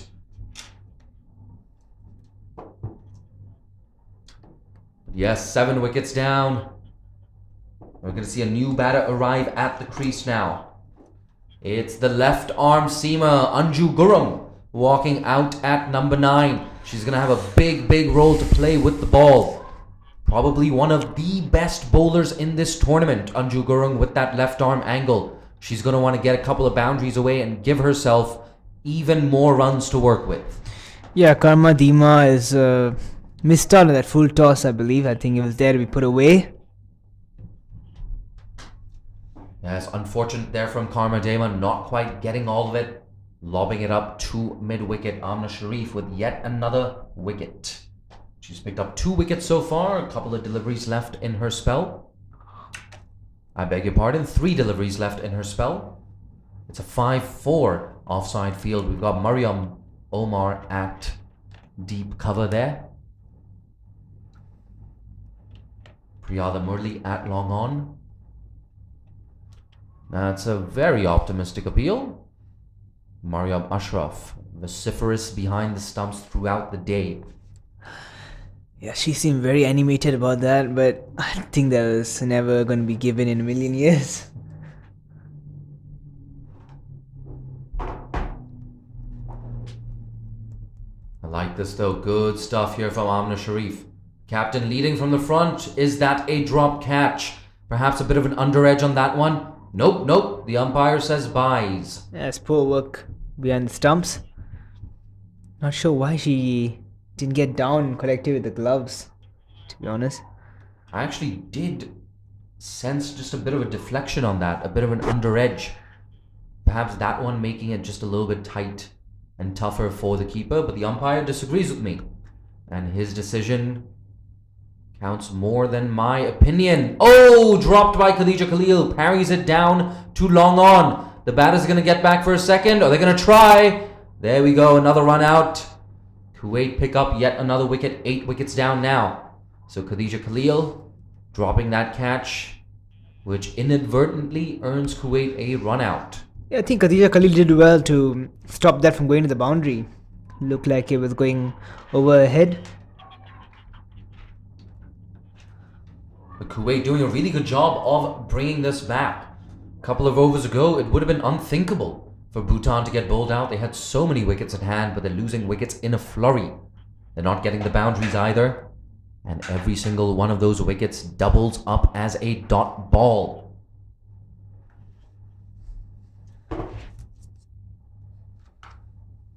There you go. End of the 19th over. A really good over there from Amna Sharif. Conceding just 20 runs in her spell, picking up 2 wickets. And that's a very commendable effort, especially when you're bowling in the latter half of the innings. Good stuff there from skipper Amna Sharif. It's now 108 for 8. A lot of you have predicted a score of 116 for Bhutan. Can they get there? They need another 8 runs to get up to 116. Those of you predicting 125 plus, there's a chance you won't be right. But an inside edge on that one, down to fine leg. The non-striker's end is where she had to throw. That throw not quite on target, so a useful run. And Anju Gurung yet to face a single delivery. She is on strike right now with 5 deliveries left in this innings. Yeah, Maria Jaswal just has to keep it simple. Bowl it down the stump. Don't give much width in offer. I think the boundary riders should actually stay in the boundary. There's no point you coming the 45 yards. Maria Jasvi has been slapped to mid-off, who does not attack the ball. Rightfully so, in my opinion. Yeah. Singles are not going to harm Kuwait too much.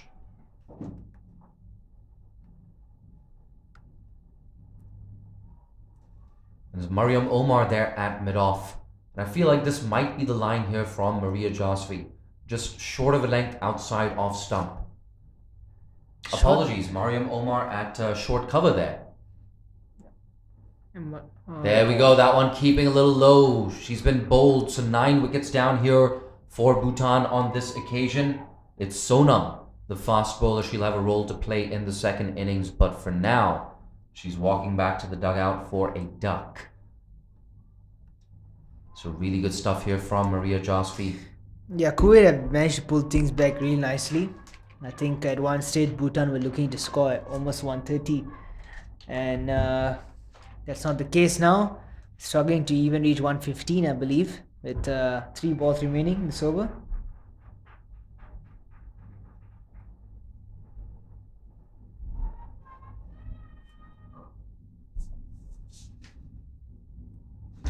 Tashi Cheki. So, a right arm seamer replacing a right arm seamer. Tashi Cheki walking in at number 11. Anju Gurung, the left arm pacer, just giving her a couple of tips, giving her a pat on the back as well. Perhaps just telling her, hey, we need to bat out these overs. Let's just pick up a couple of singles of the next few deliveries and then go hard off the last delivery of the over.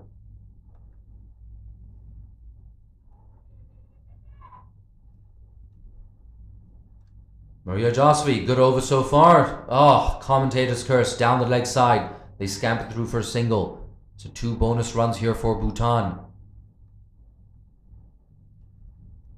You cannot afford to do this when you've got the opposition under the cosh. Nothing fancy needed. You're bowling to the number 11. But Anju Gurung at number 10. Make no mistake, she can give it a bit of a whack. Maria Jasvi, last over, slapped into the offside. Mariam Omar looking for that direct hit. Oh, there we go. That's a big appeal. I honestly thought that was incredibly close. No, I think that was out. Actually, direct hit. It seems like the umpires are just having a bit of a conference. It's given. Yeah, there you go. A run out there. That's very important because that also means that Kuwait concede 1 run less. We're going to get a quick update of the score soon enough. And as usual, it's Mariam Omar with a direct hit. She could be the first person to get a man of the match as for fielding in this tournament. Player of the match. Player, sorry. A woman of the match.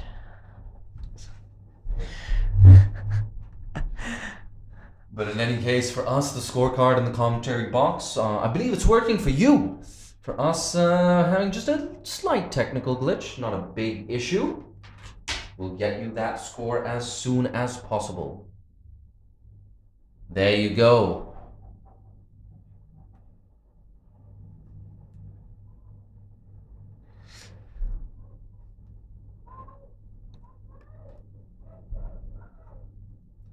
But yes, Bhutan getting bowled out, not quite reaching that 120 total.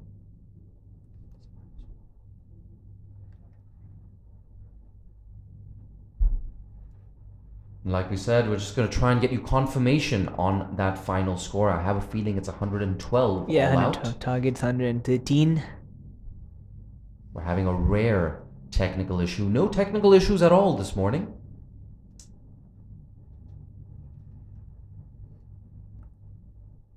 But in any case, we're going to do our best to bring you that final total.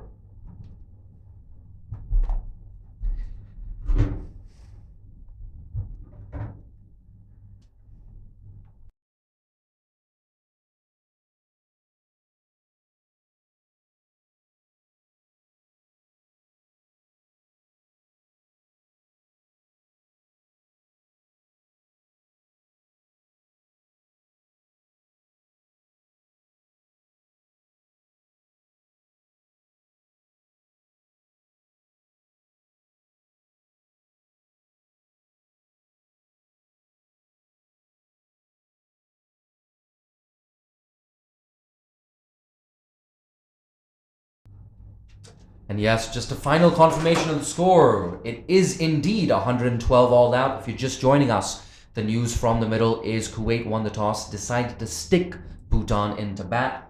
Bhutan looking good for a score of 120, 130 at one point before Kuwait pulled things back and bowled out the Bhutanese team for 112. So they need 113 to win in the second innings. Don't go too far. We'll be back with you in around 8 or 9 minutes. One of your commentators for the day, Jay Danskani. Been a pleasure being joined by Saifullah Malik. And like I said, don't go too far. Join us in around 8 or 9 minutes.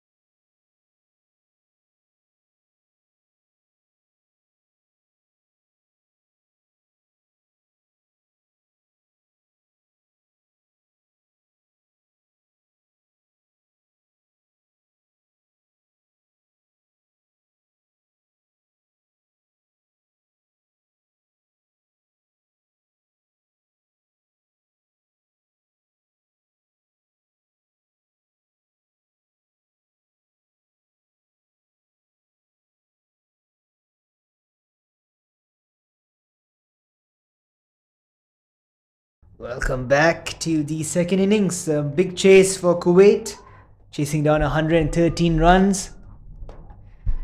I'm Safla Malik. Joining with me today is Jay Danasinghe.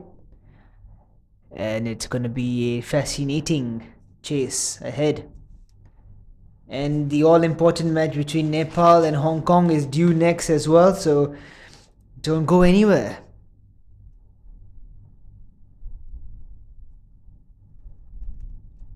Opening the batting for Kuwait, we have Priyada Murali. Didn't have the best outing with the ball. Hopefully she can change things up with the bat. And Mariam Omar. Whereas opening the bowling for the Bhutan, we have Anju Gurung, supposedly the best bowler of the tournament.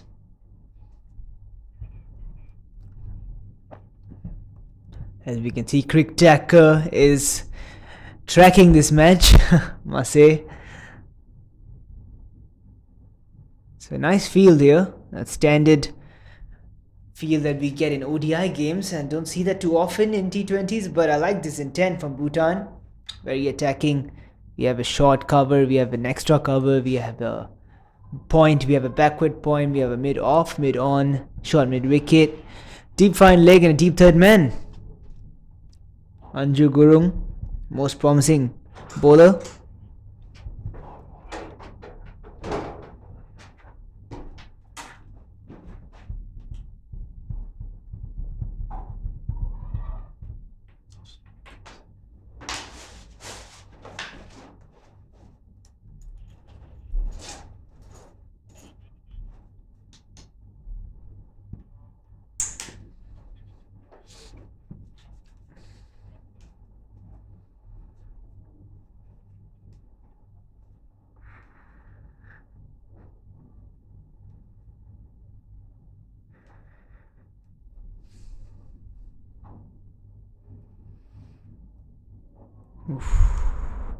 It's a good start from Anju Gurung. Would have much rather would have liked to see coming over the wicket to the right-hander. LBW would come in play as well.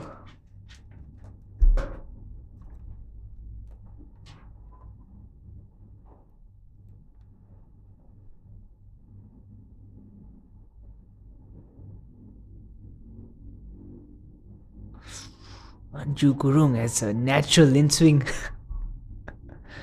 Keeper taken a slip, unfortunately.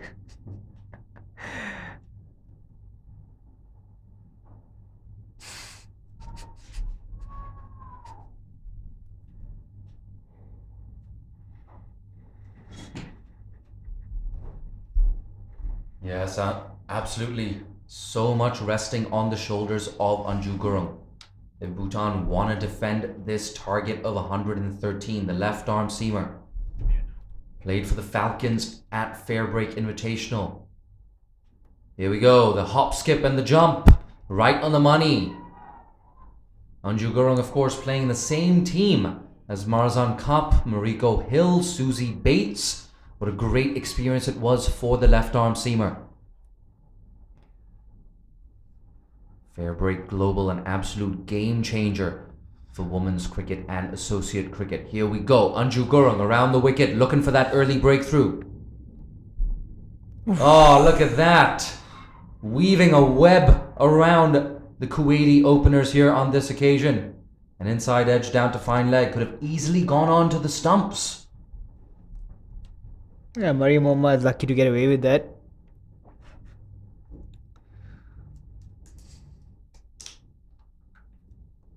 Look at this, some tension in those dugouts, Hong Kong and Nepal. Nepal, they're getting loose. Hong Kong still hanging out.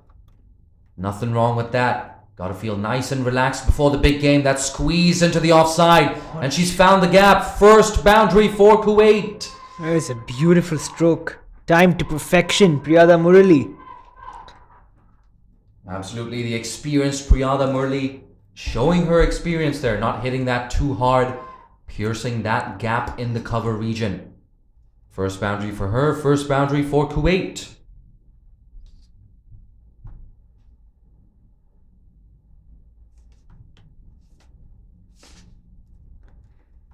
I think Anju Gurung would be even more deadly if she just came over the wicket, I think. Creating that angle of uncertainty. Here she comes again, around the wicket. Oh, An interesting move here. On your screens pretty soon, you're going to see the number 4 batter walking out to the middle. Jersey number 29, Khadija Khalil being sent up the order. I have a feeling this is a deliberate move to increase the run rate. Yeah, I think she should definitely have the license to go for it at this stage. They need a fast cameo. And could Khadija Khalil be the answer for Kuwait? I love this. What an interesting period of play. Bit of a gamble here from Kuwait and from this Kuwaiti skipper Amna Sharif. So often we see Amna Sharif walking out to shepherd a chase in this very situation. But for today, it's Khadija Khalil, so hold on to your hats. She's not going to play too many forward defensive strokes. So Saifullah Malik, I am predicting either a wicket to fall pretty soon, or we see some runs, or at least some attempted boundaries. Here we go, Khadija Khalil facing up for the first time today. Bang! She gets that through the offside, not quite. But she's going to pick up a single, they're looking for 2. Oh, Khadija! Oof. You haven't... Oh, they're going to get it. They're going to get it after all. So overthrows there, Khadija Khalil comes back for the second run. Yeah, poor backing up. A great effort in the field by the point fielder. But unfortunately, there was nobody backing up in the non-striker's end.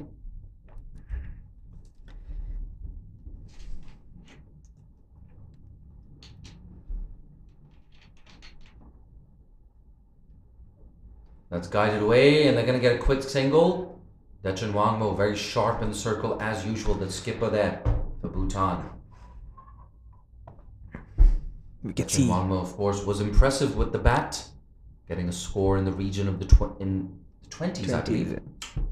Bowled a tight final power play over, and once again, we see her in action there in the cover region. Sharing Zangmo, that's very good stuff.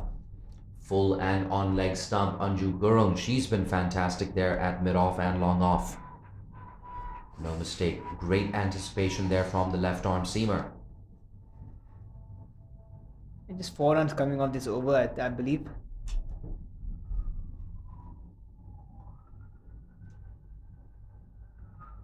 Sharing Zangmo, the off spinner. That's swept away by Mariam Omar. It's been that kind of a day for her with the bat unable to find that gap between fine leg and square leg. I missed on a boundary ball. I think it was offered in a platter. Unfortunately, she just couldn't gobble it up. Yes, absolutely. Still time left in this chase. But Kuwait, they're going to have to get a move on right now. She tries to. Mariam Omar only gets it down to Yeshe Choden at long off. Just a single. Yeshe Choden, the former skipper, also has a reputation for being very good in the field. Bhutan, probably the best fielding side at the ICC T20 World Cup Asia qualifier last year in November. It's the end of yet another over for Bhutan. Dechan Wangmo, the skipper and leg spinner, to continue from the other end. Pressure piling onto Kuwait here. They're looking for that elusive boundary. Saifullah Malik, where are your boundary options? Yeah, I think definitely over mid wicket is an option, and if a leg spinner is bowling, definitely that cover region is another option, going over cover.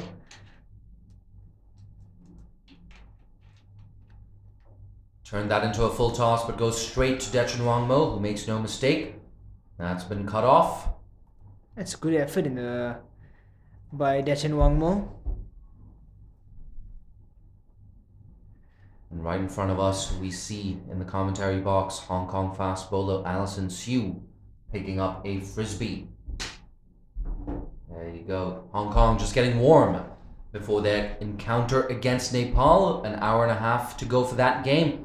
Dechan Wangmo A good amount of flight. That's been nudged away, down too long on. Are they looking for 2? It's not there.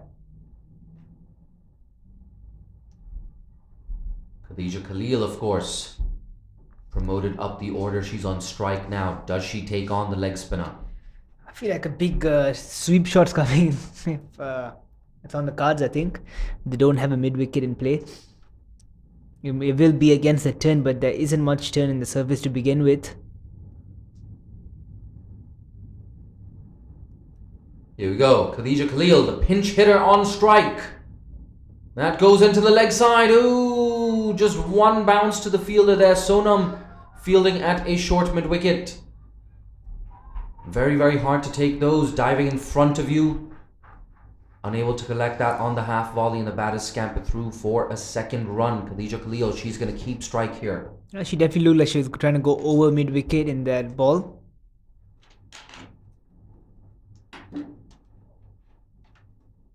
There we go. That's squeezed onto the leg side. Down to long on for a single.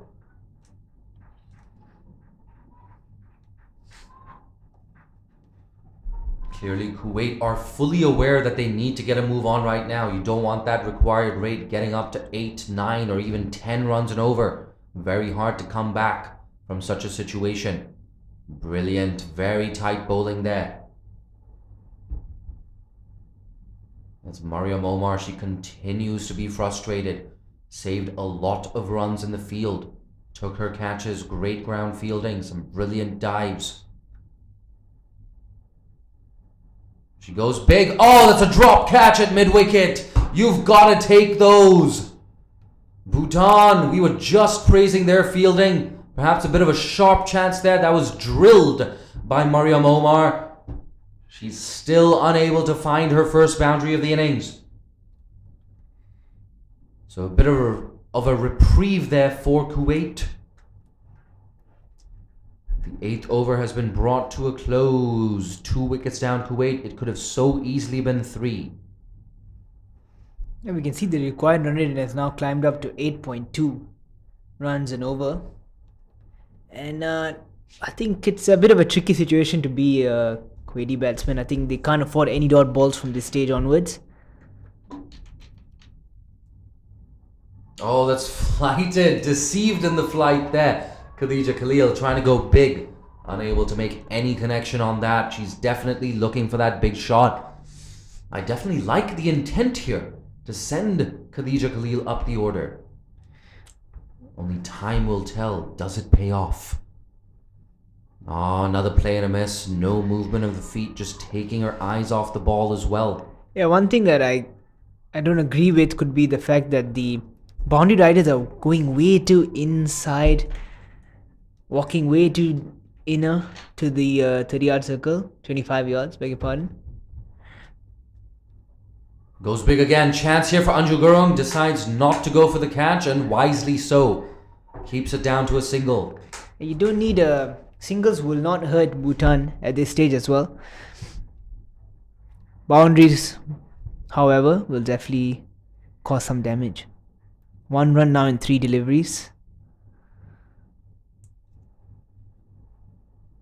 Mariam Omar has to get a move on things now. She's 8 of 28 deliveries. Here we go. Shering Zhangmo, the off spinner. Down the leg side. Ooh, perhaps the first mistake from Zhangmo in this innings. The batters, they're going to get back for 2 runs. So that's 3 bonus runs in total for Kuwait. Oh, Saif al-Malaki is shaking his head right now. Yeah, I think that's just unnecessary from the bowler. She doesn't need to do anything different. Just need to stick to the basics. Bowl stump stumps. Doesn't need to try anything different. Oh, brilliant bit of deception there. It's a loud appeal. The umpire, he's unmoved. Slowing that up. Yet another play and a miss off an extravagant attempted slog sweep there from Mariam Omar. That's absolutely brilliant. Slowing it up. Shering Zhangmo. That one going on with the arm. Mariam Omar deceived in the flight. It's been a really good spell here from Shering Zangmo, with the exception of those wides down the leg side, but we'll let her go for that. She's had a good spell with the ball. There we go. Khadija Khalil wants the single. Doesn't need to throw. Doesn't need to throw. That's not required at this stage. My word. Not the best cricket all round there from both sides. Mariam Omar. It looked like she didn't quite slide her bat into the crease either. Just walked in. Gets away with it. She was in her crease. But for me, it's a question of you rather be safe rather than sorry. Here we go. The off spinner. Shering Zangmo. Trying to close out the over. Yeah, there we go. Slows it up. Collects yet another dot ball. So Bhutan keeping things very tight, looking like hot favorites in this contest right now. It's 36 for 2 after 9 overs.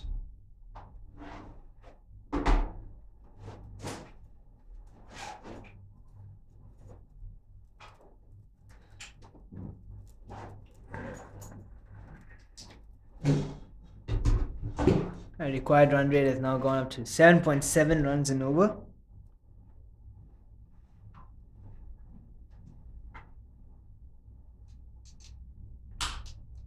That's much better for Mariam Omar. Beautifully played in the gap, and that's her first boundary. Comes after 31 deliveries, so not the ideal way that she would have liked her boundary to come. But nonetheless, it's a very important boundary for Kuwait.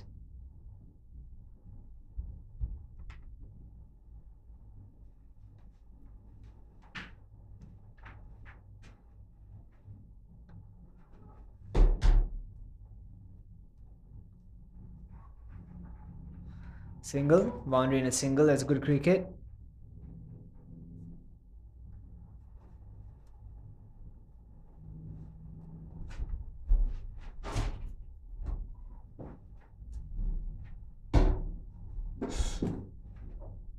That's slogged into the leg side. Has Khadija Khalil found the gap? No, she hasn't. Just 2 runs there. But I like this intent. Khadija Khalil trying to go for it, and she has no other option at this stage. The score now moves on to 43 for 2. We're halfway through the 10th over. 70 runs needed in 63 balls. She goes big again. She hasn't got it. A catching chance. No! Mid-wicket, unable to get around. I don't think she got a hand on that either. It was a tough chance. It was a half chance, but had Bhutan taken that, it would have been 3 down. The pinch hitter, Khadija Khalil, would have been walking back to the dugout. Not to be. Mariam Omar. She's eyeing up that leg side field. Did she hit a boundary? Just minutes ago, she struck her first boundary. Will that be the shot that opens the floodgates here for Kuwait? Wide, tossed up. That's a misfield. I'm not sure if that was a bump ball. I believe it was. So Anju Gurung there, a misfield costing Bhutan a single. Khadija Khalil now back on strike, so this partnership is brewing for Kuwait. If Khadija Khalil can get a couple of boundaries in as well, that would be a huge bonus here.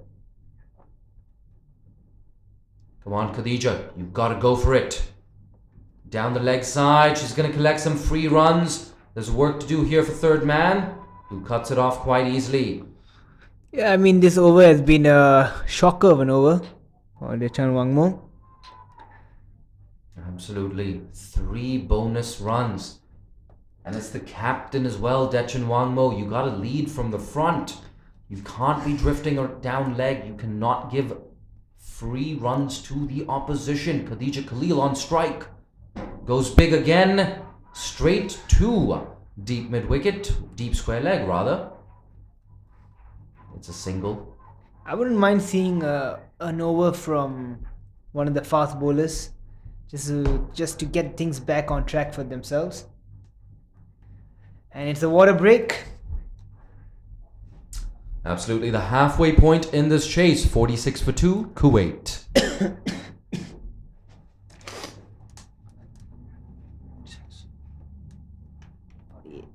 Apologies, it's 49 for 2, Kuwait. And don't go too far, we will be back with you shortly in around maybe 90 seconds. Players, of course, on a hot and sultry day, 30 plus degrees here at the Kinrara Oval, getting a well-deserved drink. Perhaps I'll take a couple of sips of this H2O as well. 64 runs needed. 64 runs needed for Kuwait. Off 60 balls, they have 8 wickets in hand.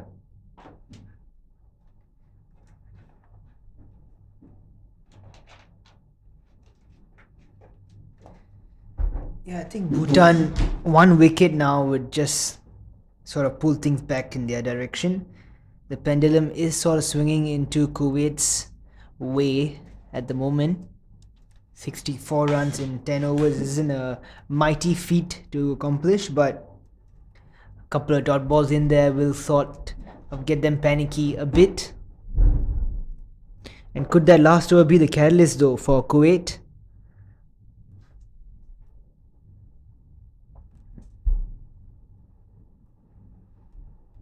Yep, you get the sense that the momentum starting to shift. Starting. You gotta love these little blunders, these little bloopers in the commentary box. Much like any other profession and many aspects of life, you need to retain the ability to laugh and learn from your mistakes. 64 needed now off 60 deliveries. The umpire signals to the scorers that we're ready to get underway yet again. I like this. Khadija Khalil batting on 11 off 12. Yeah, make that 11 off 13. A dot ball to kick off Shering Zangmo's final over. Yeah, I mean, a great way to just accumulate dot balls is to make them play that cut shot. Something that international cricketers do very often.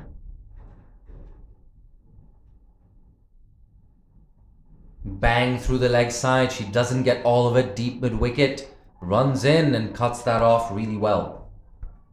It's Sange Wangmo. Sange Wangmo, of course, playing in that under-19 qualifier for the under-19 Women's World Cup to be held last year. So she's been in Malaysia for a couple of weeks now. It's a similar thing with Gawang Choden and fast bowler Sonam. Interesting thing about fast bowler Sonam, she doesn't seem to have a last name. So we're going to find out what that last name is. Once again, Sange Wangmo, bit of a misfield, allowing the batters to get back for 2. And amidst all that excitement, we missed the fact that 50 has come up for Kuwait. Make that 52 off 10.3 overs. They've only lost 2 wickets. A good foundation here for the Kuwaiti batters to finish off this innings. We were talking about how Bhutan were in the back seat around 10 or 15 minutes ago, and how quickly things change here at the Kinrara Oval. Bang, turns that into a full toss. Work to do for the fielders in deep. They can't cut it off. It splits the gap there between mid-wicket and long on. So a very useful boundary here for Kuwait. You can hear that dugout. They know exactly how important that boundary was. Not just for the team, but also for Mariam Omar. It's her second boundary. She's well into her innings. Shering Zangmo's final over not going according to plan. Yeah, I mean, that's exactly what I was talking about. The fielders were way too inside. And that creates them to not be able to cover those balls. Turned away. Very good calling here from Kuwait and very good cricket. They picked up the boundary. Now they pick up the single. Keeps that scoreboard ticking, and it keeps Kuwait in control of this chase.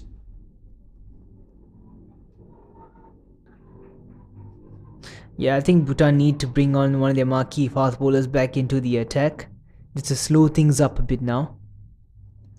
She goes big. Khadija Khalil doesn't get all of it. It's going to land in no man's land. Yeshe Choden runs around and cuts off that second run.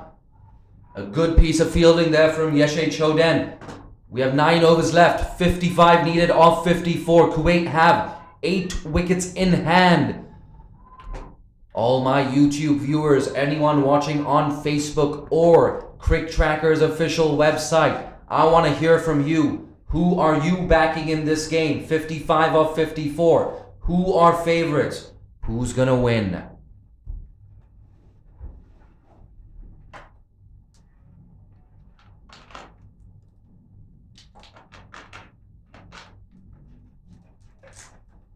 Dechan Wangmo, the skipper and leg spinner. She's been shoveled into the leg side. There's a big gap there. Deep mid wicket, runs around, does well. Just a single there. Gawang Choden just holding her shoulder there. The under-19 skipper, the left-handed opener. A good piece of work, I beg your pardon, in the deep.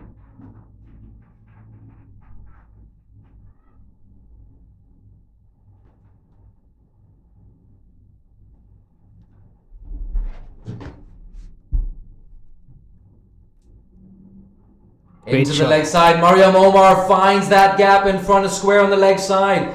Another boundary in quick succession for the right-handed opener. Kuwait now well in charge of this chase. Yeah, that's poor field placement. So yet again, we could see that the Kuwaiti batsmen were eyeing that leg side and opting to put that deep cover down and bringing the short mid-wicket into play is a wrong decision. Mariam Omar moving nicely now. Started off really slowly, but she's picking up the pace now. Exactly 50 runs needed of 52 deliveries. That required run rate coming under 6 runs and over. And it continues to stay under 6 runs and over. That's slapped to long off for a single. And it seems like the move to send Khadija Khalil out at number 4 has worked really well for Kuwait. I don't believe she's hit a single boundary, but just the intent has rubbed off here on Mariam Omar. A big appeal here, and it's given. Playing across the line of that one. But no harm done. The move to send Khadija Khalil up to number 4 has worked for Kuwait. She's walking back to the dugout, but not before she stitched together a good partnership with Mariam Omar. It's 64 for 3 right now. A couple of cheeky drinks running onto the field for both teams. Mariam Omar, she's been there from the very start, as you can see. Yeah, the only problem with that is new batsmen walking in could result in some flurry of dot balls. That's a possibility. And I think the Bhutanis have to bring the field in, I think, for the new batter. Who is she? Siobhan Gomez, I believe. Absolutely. And it's interesting to see Amna Sharif, the skipper, slides down the order even more, with Siobhan Gomez walking in at number 5. Amna Sharif struggled a tad in that chase against Nepal. At one stage, it looked like Kuwait were capable. Well, they've always been capable of causing an upset, but it looked like they were likely to cause an upset in that game against Nepal. Amna Sharif just struggling a bit in that innings, and we see her pushing herself down the order a little bit. A very selfless move here from Kuwait's skipper. Siobhan Gomez walking in at number 5. No doubt Kuwait just want to keep that momentum going. And the good thing for Kuwait, in spite of losing that wicket, Mariam Omar is still at the crease and she's at the striker's end. Look at her, she's eyeing up that leg side boundary. She's peppered it in the last couple of minutes. Into the leg side once again. That is just a single. She's got to get that ball at least middle on off stump. That's the channel where she should be aiming at, especially the new batter. We haven't seen Mariam Omar get some boundaries through that cover region.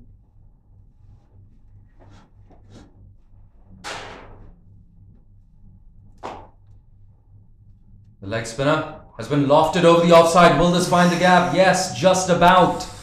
Anju Gurung does the tidying up, but she cannot prevent a very useful 2 runs for Bhutan. Apologies for Kuwait there.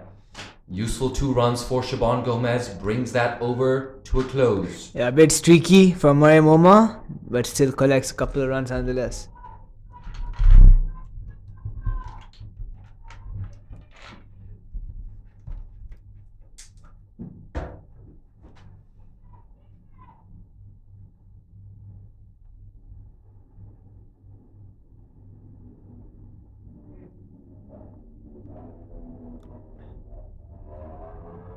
$67 for 3 after 12 overs. 46 needed off 48. 7 wickets in hand. We have a change in bowling. The right arm seamer Tashi Cheki into the attack for the first time today. Tashi Cheki. She's going to have to keep it tight. You don't want to lose momentum, especially after taking a big wicket. Slapped into the offside. Yeshe Choden at long off. Rarely ever makes a mistake. Shering Zangmo as well. She's at long off. Sorry, long on. The other fielders on the boundary. We've got a deep cover as well. And of course, a deep mid-wicket. 4 fielders on the boundary here. Tashi Cheki looking to keep it tight, perhaps looking for that breakthrough. That's short and wide. Nearly a double bouncer. Signaled wide by the umpire. We said she had to keep it tight. That's not very tight.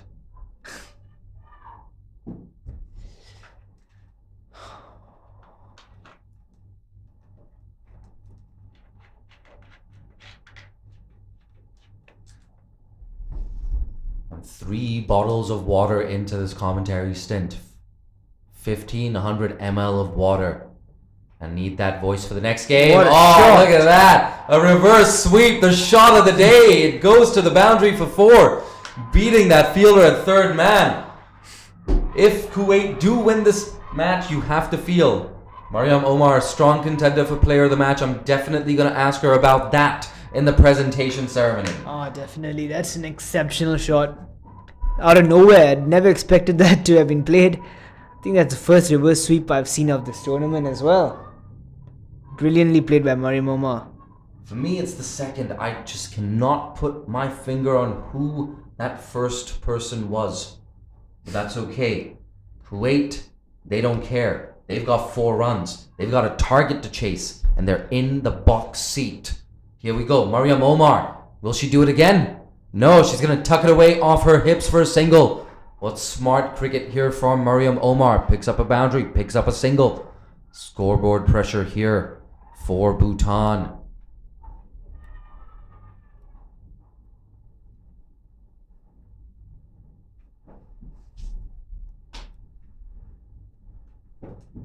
Shaban Gomez, there's a big gap there between the bowler and long off, between the bowler and long on.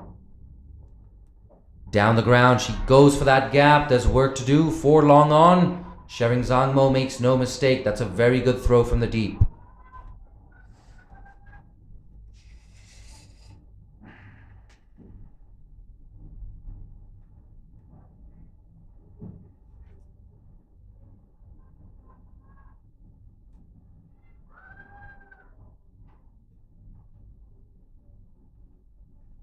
Tashi Cheki. That's Fuller. Picked up over the leg side. Will that be a boundary? Could be a couple of runs. Yeah, it's going to be a couple of runs. Saifullah Malik with a better view than I do. My view being blocked by a massive black curtain. Bit of a blind spot there for me. But that's okay. That's why it's great to have a co-pilot here in the comm box. Saifullah Malik bringing you unique insights. Loves making comments on field changes, bowling changes. That's nudged away. A quick single. Tashi Cheki unable to collect. Had she collected that and thrown to the non-strikers end, Mariam Omar would have been in trouble. Not to be. End of yet another productive over here for Kuwait. They're absolutely bossing this chase. You've got to say, probably 80-20 favorites right now to come up trumps in this contest against Bhutan. Yeah, definitely. Just 35 runs required now of, I believe, 7 overs. Should be a walk in the park for Kuwait. Required run rate an exact 5 runs an over from now.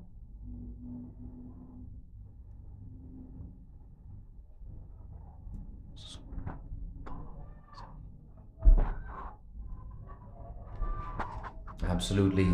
And it's the first time as well in this innings where that required rate has come down to 5 runs and over. We see a change of bowling here.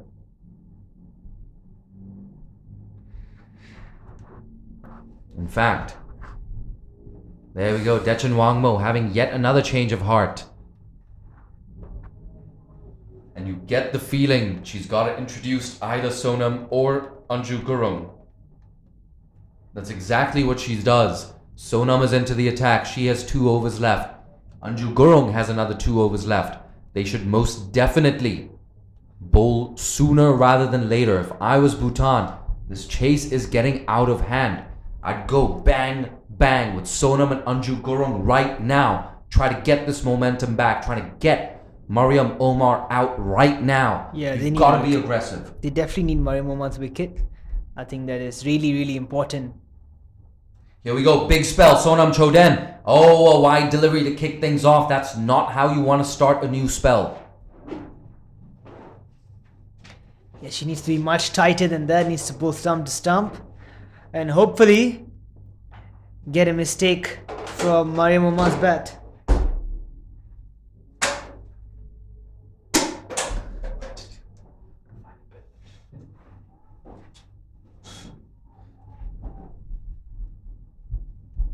Bhutani fans, they're looking to Sonam for a breakthrough. Can she provide it? Bang, that's slapped through the offside, finds the fielder. Dot ball nonetheless. From Kuwait's perspective, even if only 3 runs or something in that region come off this over, as long as you survive the over, you take the game deep, you deprive this Bhutanese spearhead of the wickets she so craves, that's a win for you. And wait for the bowlers to make a mistake. They're going to earn line. You will get a couple of extras here and there, pick up a couple of singles. If a loose ball comes, then yes, put that away. Tense moments here at the Kinrara Oval. Tension in that Kuwaiti dugout, tension on the field, yet another close game. Oh, a play and a miss. That was an interesting decision. Very, very close to those blue parameters. A bit harsh, I must say, from the umpire. Felt like he were under the bat of Mariam Omar as well.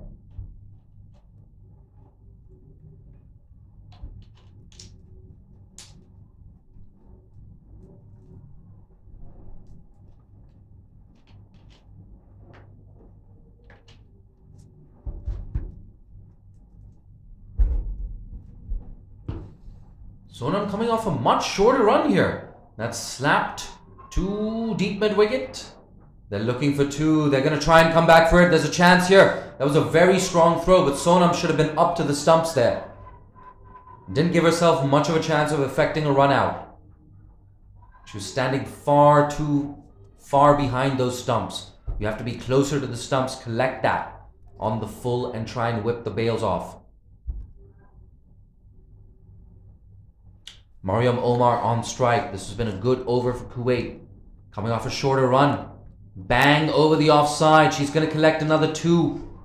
Look at that. They're going to come back. And it looks like they're going to make it quite easily. Yes, they do. Second 2 in this over. So this bowling change not quite going to plan for Bhutan. Sonam unable to pick up that wicket. Coming off a shorter run, perhaps because Bhutan are behind on that over rate. The game is supposed to end in 14 minutes from now. So Bhutan behind on their over rate. That's an ambitious appeal. Turned down. So once again, it looks like the commentators are going to get a very short lunch break here. I'm going to have to eat my fish sambal, egg sambal, while commentating on that next game. Yeah. In the Take doggy 2 bag. bites in between overs. Take 45 minutes to eat lunch. It's all for a good cause, though. It's been a great tournament. That's clothed into the leg side for a single. But like we said, it's been a really good tournament. It's roared to life in the last day or two. This is the second consecutive game I've commentated on, which has gone really close. That game between Singapore and Oman going down to the last over. Singapore winning with 1 ball to spare.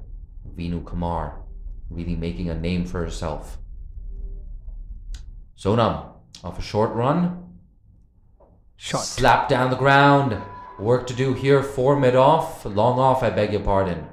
That's a bit of a wayward throw. And that brings another good over for Kuwait to a close. Yeah, I think Kuwait are definitely favorites from this point onwards. Definitely don't see them losing this match. They need another 28 runs from 37 deliveries.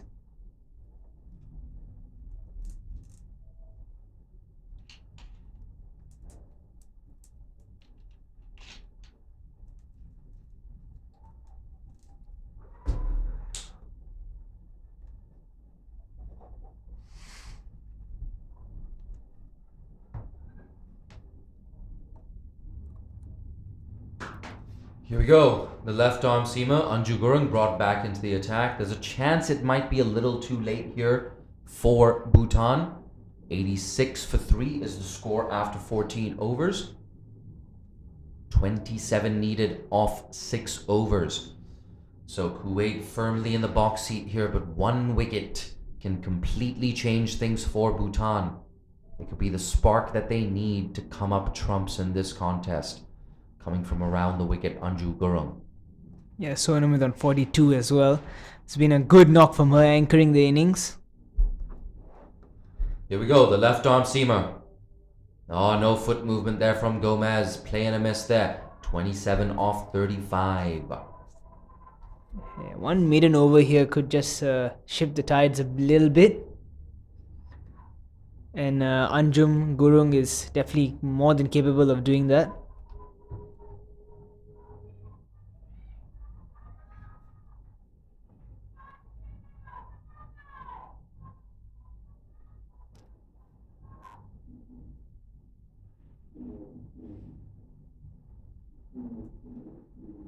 Anju Gurung. Oh, another play and a miss, just fending in that one outside the off stump. So consecutive dot balls here for Anju Gurung. Yeah, it's nothing short really from I believe it's Siobhan Gomez. She's got to be looking more positive than this. I mean, you still got to play according to merit. Absolutely classic stuff here from the left arm seamer. Angle in, shape away. There she goes again. That's a no ball. It looked like she really messed up her run on that occasion. Just kind of lost her rhythm there. And when that happens, the best thing to do as a bowler is just pull out. But once again, that pressure of a slow over rate, it looks like it's just telling on Bhutan. She's got her hands on her head because she knows, I'm Anju Gurung. I'm the spearhead of this attack. It's been that way for years. And I have higher standards for myself. Gives away a free run. And a potentially massive moment in this game, in this chase. Siobhan Gomez facing a free hit. What can she do? Goes bang through the offside. Yeshe Choden will keep it down to a single. So Anju Gurung a little lucky to get away with that one. Siobhan Gomez backing away, unable to find the fence. But really good stuff here from Kuwait. They're firmly in command of this chase. Mariam Omar, she's been there from the start. 2 for 20 with the ball, a brilliant display in the field. And now she's firing with the bat.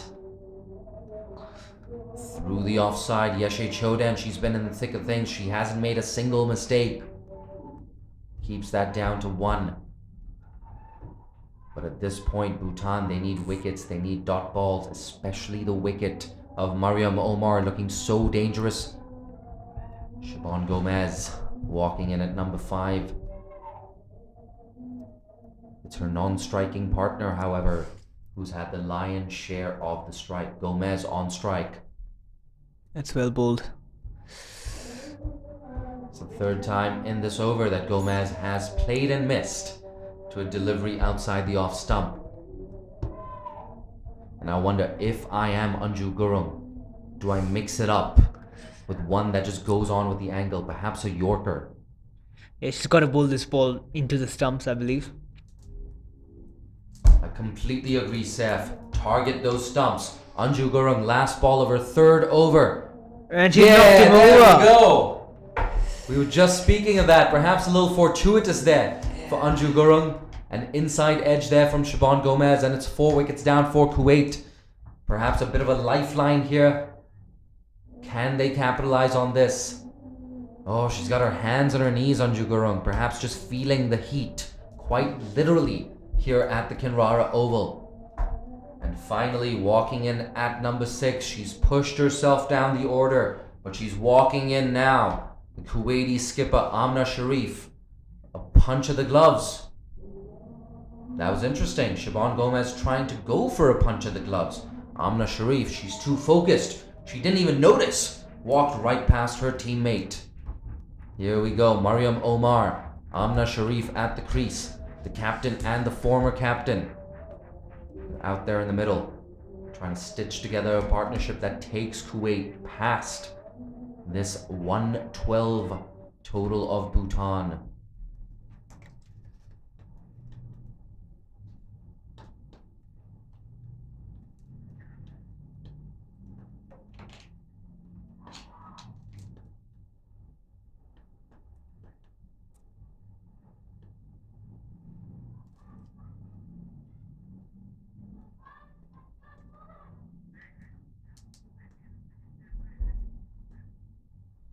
Here we go. You can cut the tension with the knife edge right now. Here's Tashi Cheki. Interesting change of bowling. That's down the leg side. It looks like there's bat on that, so she gets away with that, just a single. I wonder if fast bowler Sonam is injured, in fact, which is why she's been taken out of the attack. Yeah, but nonetheless, I think a new batter comes in. They need to apply some pressure on the new batsman now. Just get as many dot balls as possible. Maybe bring the cover in and bowl on the off stump channel.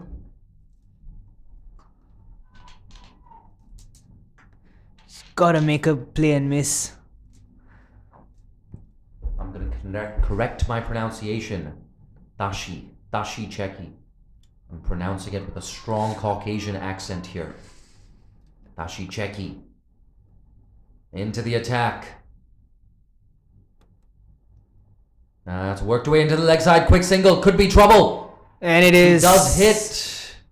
It's trouble, but it's not out. That's the important thing. Kuwait getting a very useful single there.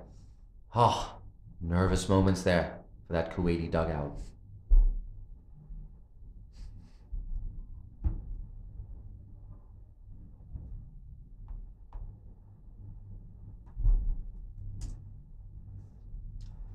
And Mariam Omar back on strike. Tashi Cheki's bowling to her. Oh yeah, that's well done. That one. Just tucking up the right hander, not giving her any width to work with. It's a 5-4 leg side field right now. Deep mid wicket in place. Long on. We've got a deep third man and a deep cover on the boundary as well. 5 fielders in the circle, 4 fielders outside the circle. Tashi Cheki, that straight tucks up the right hander. Ooh, she's unable to get through on time. Kuwait have been so good at that drop and run. It's been a feature of this chase so far. You got to give credit to Mariam Omar. She was batting on 5 not out off 20 agonizing deliveries. But she's made a really good recovery here, shepherding this Kuwaiti run chase.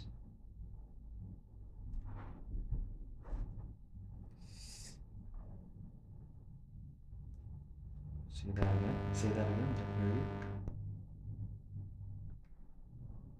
Oh, that's taken at backward point. The big wicket of Amna Sharif. And just as importantly, a dot ball as well for Tashi Cheki. So yeah, there you go. 5 wickets down. Kuwait have now lost half their side. Bhutan coming back into this game, and it's the skipper. She is walking back to the pavilion. Yeah, great hands by the point fielder. Not easy at all. Take that. The important thing, of course, Mr. Saifullah Malik, is Mariam Omar. She's still at the crease. She's been the Lone Ranger for the Kuwait.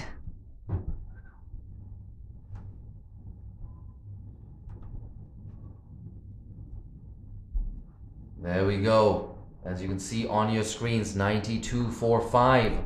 That wickets column will soon be updated. We have 1 delivery left in the 16th over. 25 potential deliveries left in this chase. And Kuwait still have work to do. 21 needed off 25. It was such a similar equation yesterday at the Kinrara Oval between Singapore and Oman. I tell you what, another wicket right now, and we're going to see a very, very good finish. It's already been a tense encounter. We called it at the start of the game. We said there was a big chance that these two evenly matched teams would be facing off in a thriller today. And here we go, the left-hander. Tashi Cheki's done well to adjust to that left-hander. She keeps that down to a dot ball. 21 needed off 24. 5 wickets in hand for Kuwait.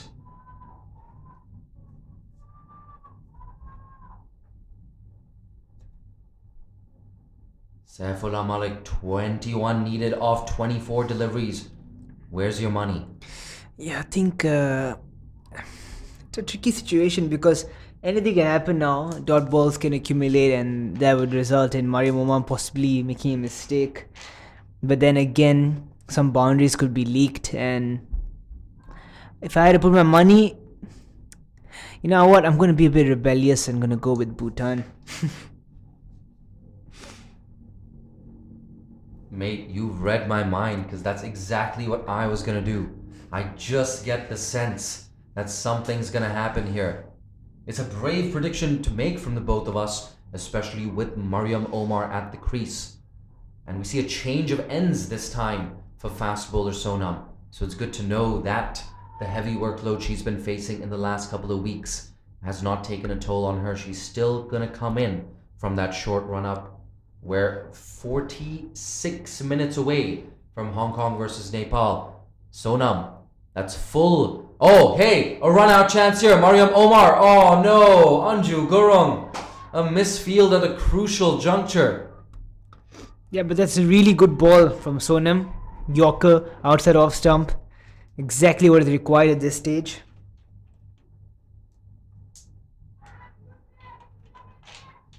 Interesting moment just now in the commentary box. I swear that crow was eyeballing me. It was really, really creepy. But more importantly, it's 20 needed off 23 deliveries. The left-hander, Mariama Haider, I beg your pardon, she's on strike. Sonam, she's coming from over the wicket. Through the offside. She's found the gap. Loud cheers from that dugout. They're looking for 2. They're going to try to come back. Oh, could be run out. Trouble. And it's good! There we go! The massive wicket of Mariam Omar. We were just speaking about it. Bhutan fans, Bhutan's dugout, Bhutan's fielders are so excited. A massive opening for them right now. I'm getting so excited here in the commentary box, nearly losing my voice. 6 wickets down now for Kuwait. Look at this. The ACC Women's T20 Championship has roared to life. We had a thriller yesterday. It looks like we could get another thriller right now. Yeah, I think that's a huge moment in this game. Mariam Omar never looked interested in that second, but Mariama Haider was really pushing for that and just caught her by surprise, and unfortunately, Mariam Omar departs. Absolutely, oh my god. We got some serious drama here in the commentary box.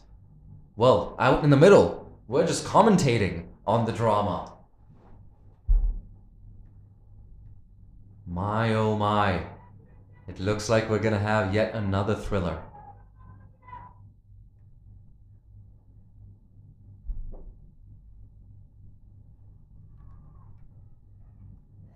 That's a dot ball.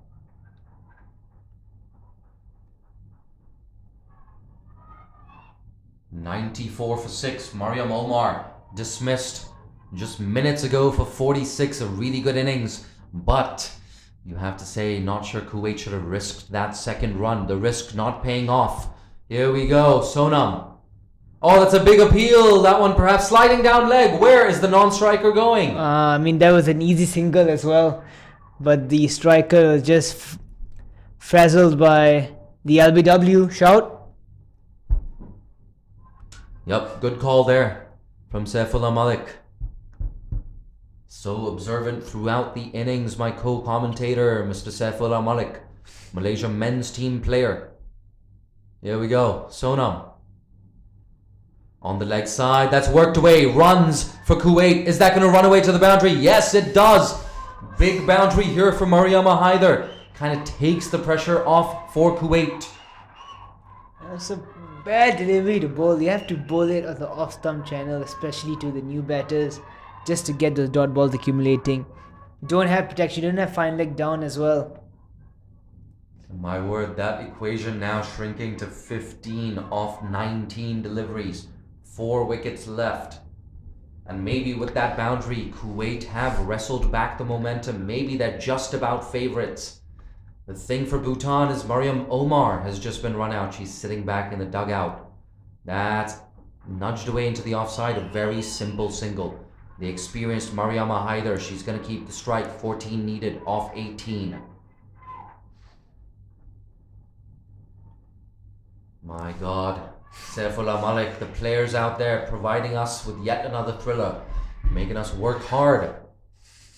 Yeah, it's turning out to be a great end to this game, which has been a very entertaining contest. It's been a low scoring match, but entertaining nonetheless. Absolutely. At the end of this game, I'm gonna have to run down for that presentation ceremony. I'm gonna have to run to the toss, try and grab that lunch. I hope we don't run out of the good stuff today. Yeah, good luck, mate. I'll be running to the cafeteria. Mate, you better pick me up a plate of fruit and pasta. I'm hoping for white sauce today. White sauce pasta. We need to stop talking about pasta though. 14 needed off 18 deliveries. Tashi Cheki. Interesting move here. She's going to continue. Oh, that's up in the air. It's a chance. You've got to take it, Bhutan. No, it's put down. The batters, they scamper through for 2. Oh my word. If that catch was taken, it would have been a wicket and a dot ball. But not to be. That catch going down from Bhutan. Another life here for Mariama Haider.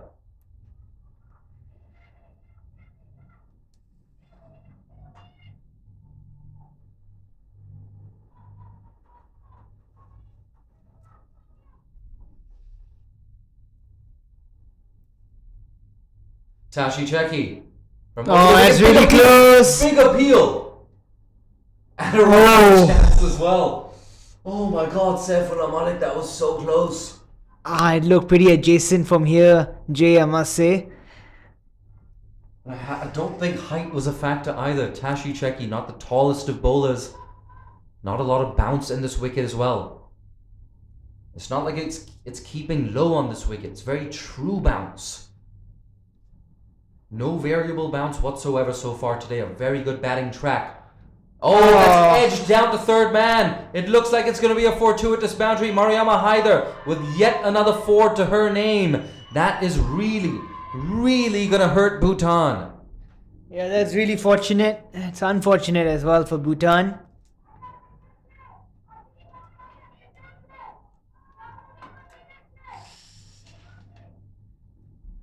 Another 8 runs. This is not an easy equation for Bhutan, but they cannot let those heads drop because they still have 1 over left from Anju Gurum. She's got to bowl the penultimum, I believe. She has to bowl the next over.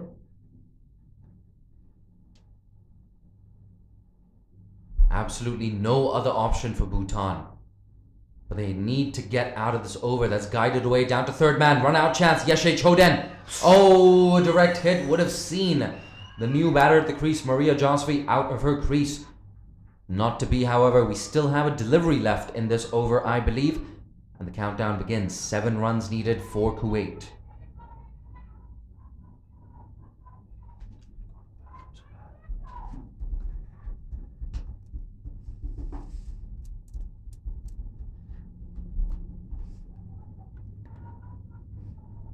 The next over is going to be really interesting. They have to close out this over though. Gotta make the batsman play that cut shot. Come on, Maria Josvi. Say the Kuwait dugout. Round arm action. Pushed into the offside. Big run out chance. Oh, she goes. She had a lot of time. She didn't have to go for the backhand flick. Could have turned around and taken a proper shy at the stumps.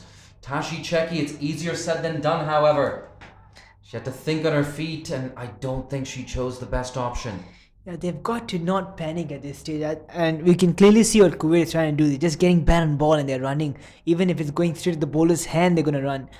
They need to be composed now. 6 runs needed. Kuwait have the luxury of 13 deliveries. Tashi Cheki. That's in the air. Mariama Haida. She hasn't gotten all of it, but she's going to get 1. Oh, this could be 2. Poor. Very poor. No. 4 required now off 12 deliveries. End of the over. 109 for 6 Kuwait. They're in the box seat. They've got to bring the field in. They can't. They need to not give away singles now. That is really important, I believe.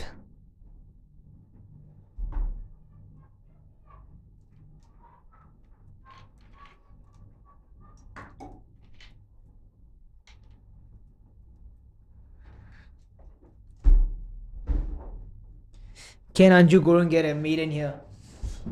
Setting up the final over to be really, really fascinating. If there's anyone that can do something special here, it's Anju Gurung, the left armour. Bowled a really, really good third over. Brought Bhutan back into the contest. At one stage, Kuwait needed 21 off 24 deliveries. That equation has shrunk. With 17 runs coming in the last 2 overs, we have a short mid-wicket in place, a short cover. Anju Gurung from around the wicket. Oh, that's close. That's given. That is exceptional bowling from Anju Gurung. Keeping this match entertained, keeping the commentators on their toes as well. Absolutely. We are absolutely on the edge of our seats right now. So much tension.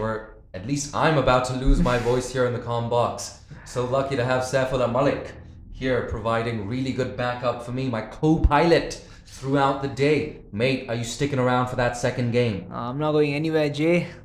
Yeah, I like to hear that. Number 11 walking to the crease. Jersey number 11, I beg your pardon. Shanti Balasubramaniam. Walking in at number 9, 109 for 7. 4 required off 11 deliveries. Mariama Haida, the senior partner at the crease. Bhutan, they want wickets. Or at the very least, they want to keep Balasubramanian on strike. Gotta look at it another way as well. 3 wickets remaining. Anju Gurung, beg your pardon. I love this field set right now. It's a 6-3 offside field. Short cover. Yeah, another dot ball. Well done, Anju Gurung. Well done, Dechen Wangmo, Bhutanese skipper. She's taken the responsibility. She is right there at short cover. Backward point. Apologies, gully. We have a short gully. Backward point as well. Not on the edge of that 25-yard circle. A few yards in. 4 off 10. Anju Gurung. That's pushed away. Oh, they're looking run out chance. They're not going to get it. Given. Oh no. That looked pretty Saifullah close. Malik. That looked pretty close. A wicket and 2 dot balls. We only have 3 wickets left. Are you still backing Bhutan? I'm gonna go with my gut. I'm still gonna go with Bhutan. I'm gonna go with my gut as well. Something just tells me it's going to be Bhutan's game. The Kuwaiti fans not happy with me right now. They're nervous. It's 4 off 9. Anju Gurung from around the wicket. Pushed into the offside. Dechan Wangmo at short cover. Like we said, brilliant field setting here. This is exactly what you need to do. And we were talking about that wicket maiden. Rather, you were talking about it, Saifullah Malik. Seems like so far that prediction is looking good. 4 needed off 8. Where do Kuwait get their runs from? Anju Gurung. Great Bang shot. through the offside. That's a bit of a misfield. And they get through for that single. So, Mariama Haider back on strike. Saifullah Malik, what's your game plan if you're the left-hander? Boundary, single, what do you do? Well, I think definitely Mariama Haider is going to look for a big shot. And I think Bhutan wouldn't mind this as well, because they've got, if they can get a dot ball here, they would get Maria Jasui, I beg your pardon, the new batter, facing the next over. Absolutely. Shanti Balasubramanian getting off the mark. She's at the non-striker's end. Yeah, I like this from Bhutan. Keeping that field in for Mariama Haider. And check out that angle as well. The left armer from around the wicket to the left-hander. What a shot! The leg side, this could be the game. Is that 6? Yes! A 6 to end the game. Kuwait, they storm the outfield. Yet another thriller here at the Kinrara Oval. Twice in 2 matches. We've had 2 of the best games of the tournament. You gotta feel for Bhutan. They fought right until the last moment, but Kuwait, with that massive 6 over the leg side from Mariama Haider. What an innings there from the left arm spinner and left hand batter. Yeah. What a thriller, Saifullah Malik. I mean, goosebumps all around as well. Mariama Haider, what a shot that is. She has looked exceptional coming on, and what a cameo she has done. Honestly, this is one of the best cameos I've seen in this tournament so far. Mate, you hit the nail on the head. I am going to run down to that presentation area. Folks at home, I'm one of your commentators for the day, Jay Dansigahani. You like what you've heard, you can always follow me on Twitter at Jay Dansigahani. Follow the Malaysian Cricket Association, CricTracker, and the Asian Cricket Council across social media. I'm going to leave you in the capable hands of Saifullah Malik to sum up what's happened in this crazy contest.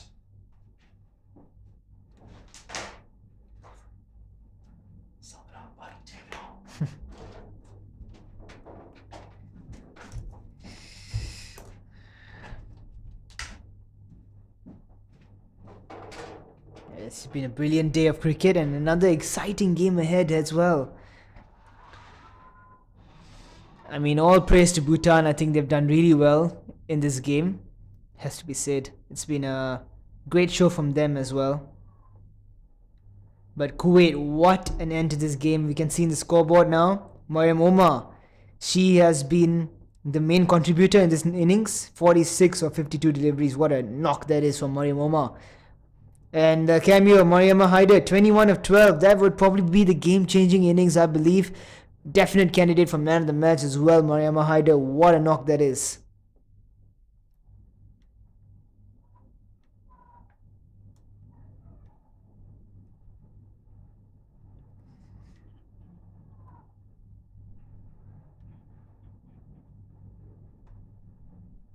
And as for the bowling from Bhutan,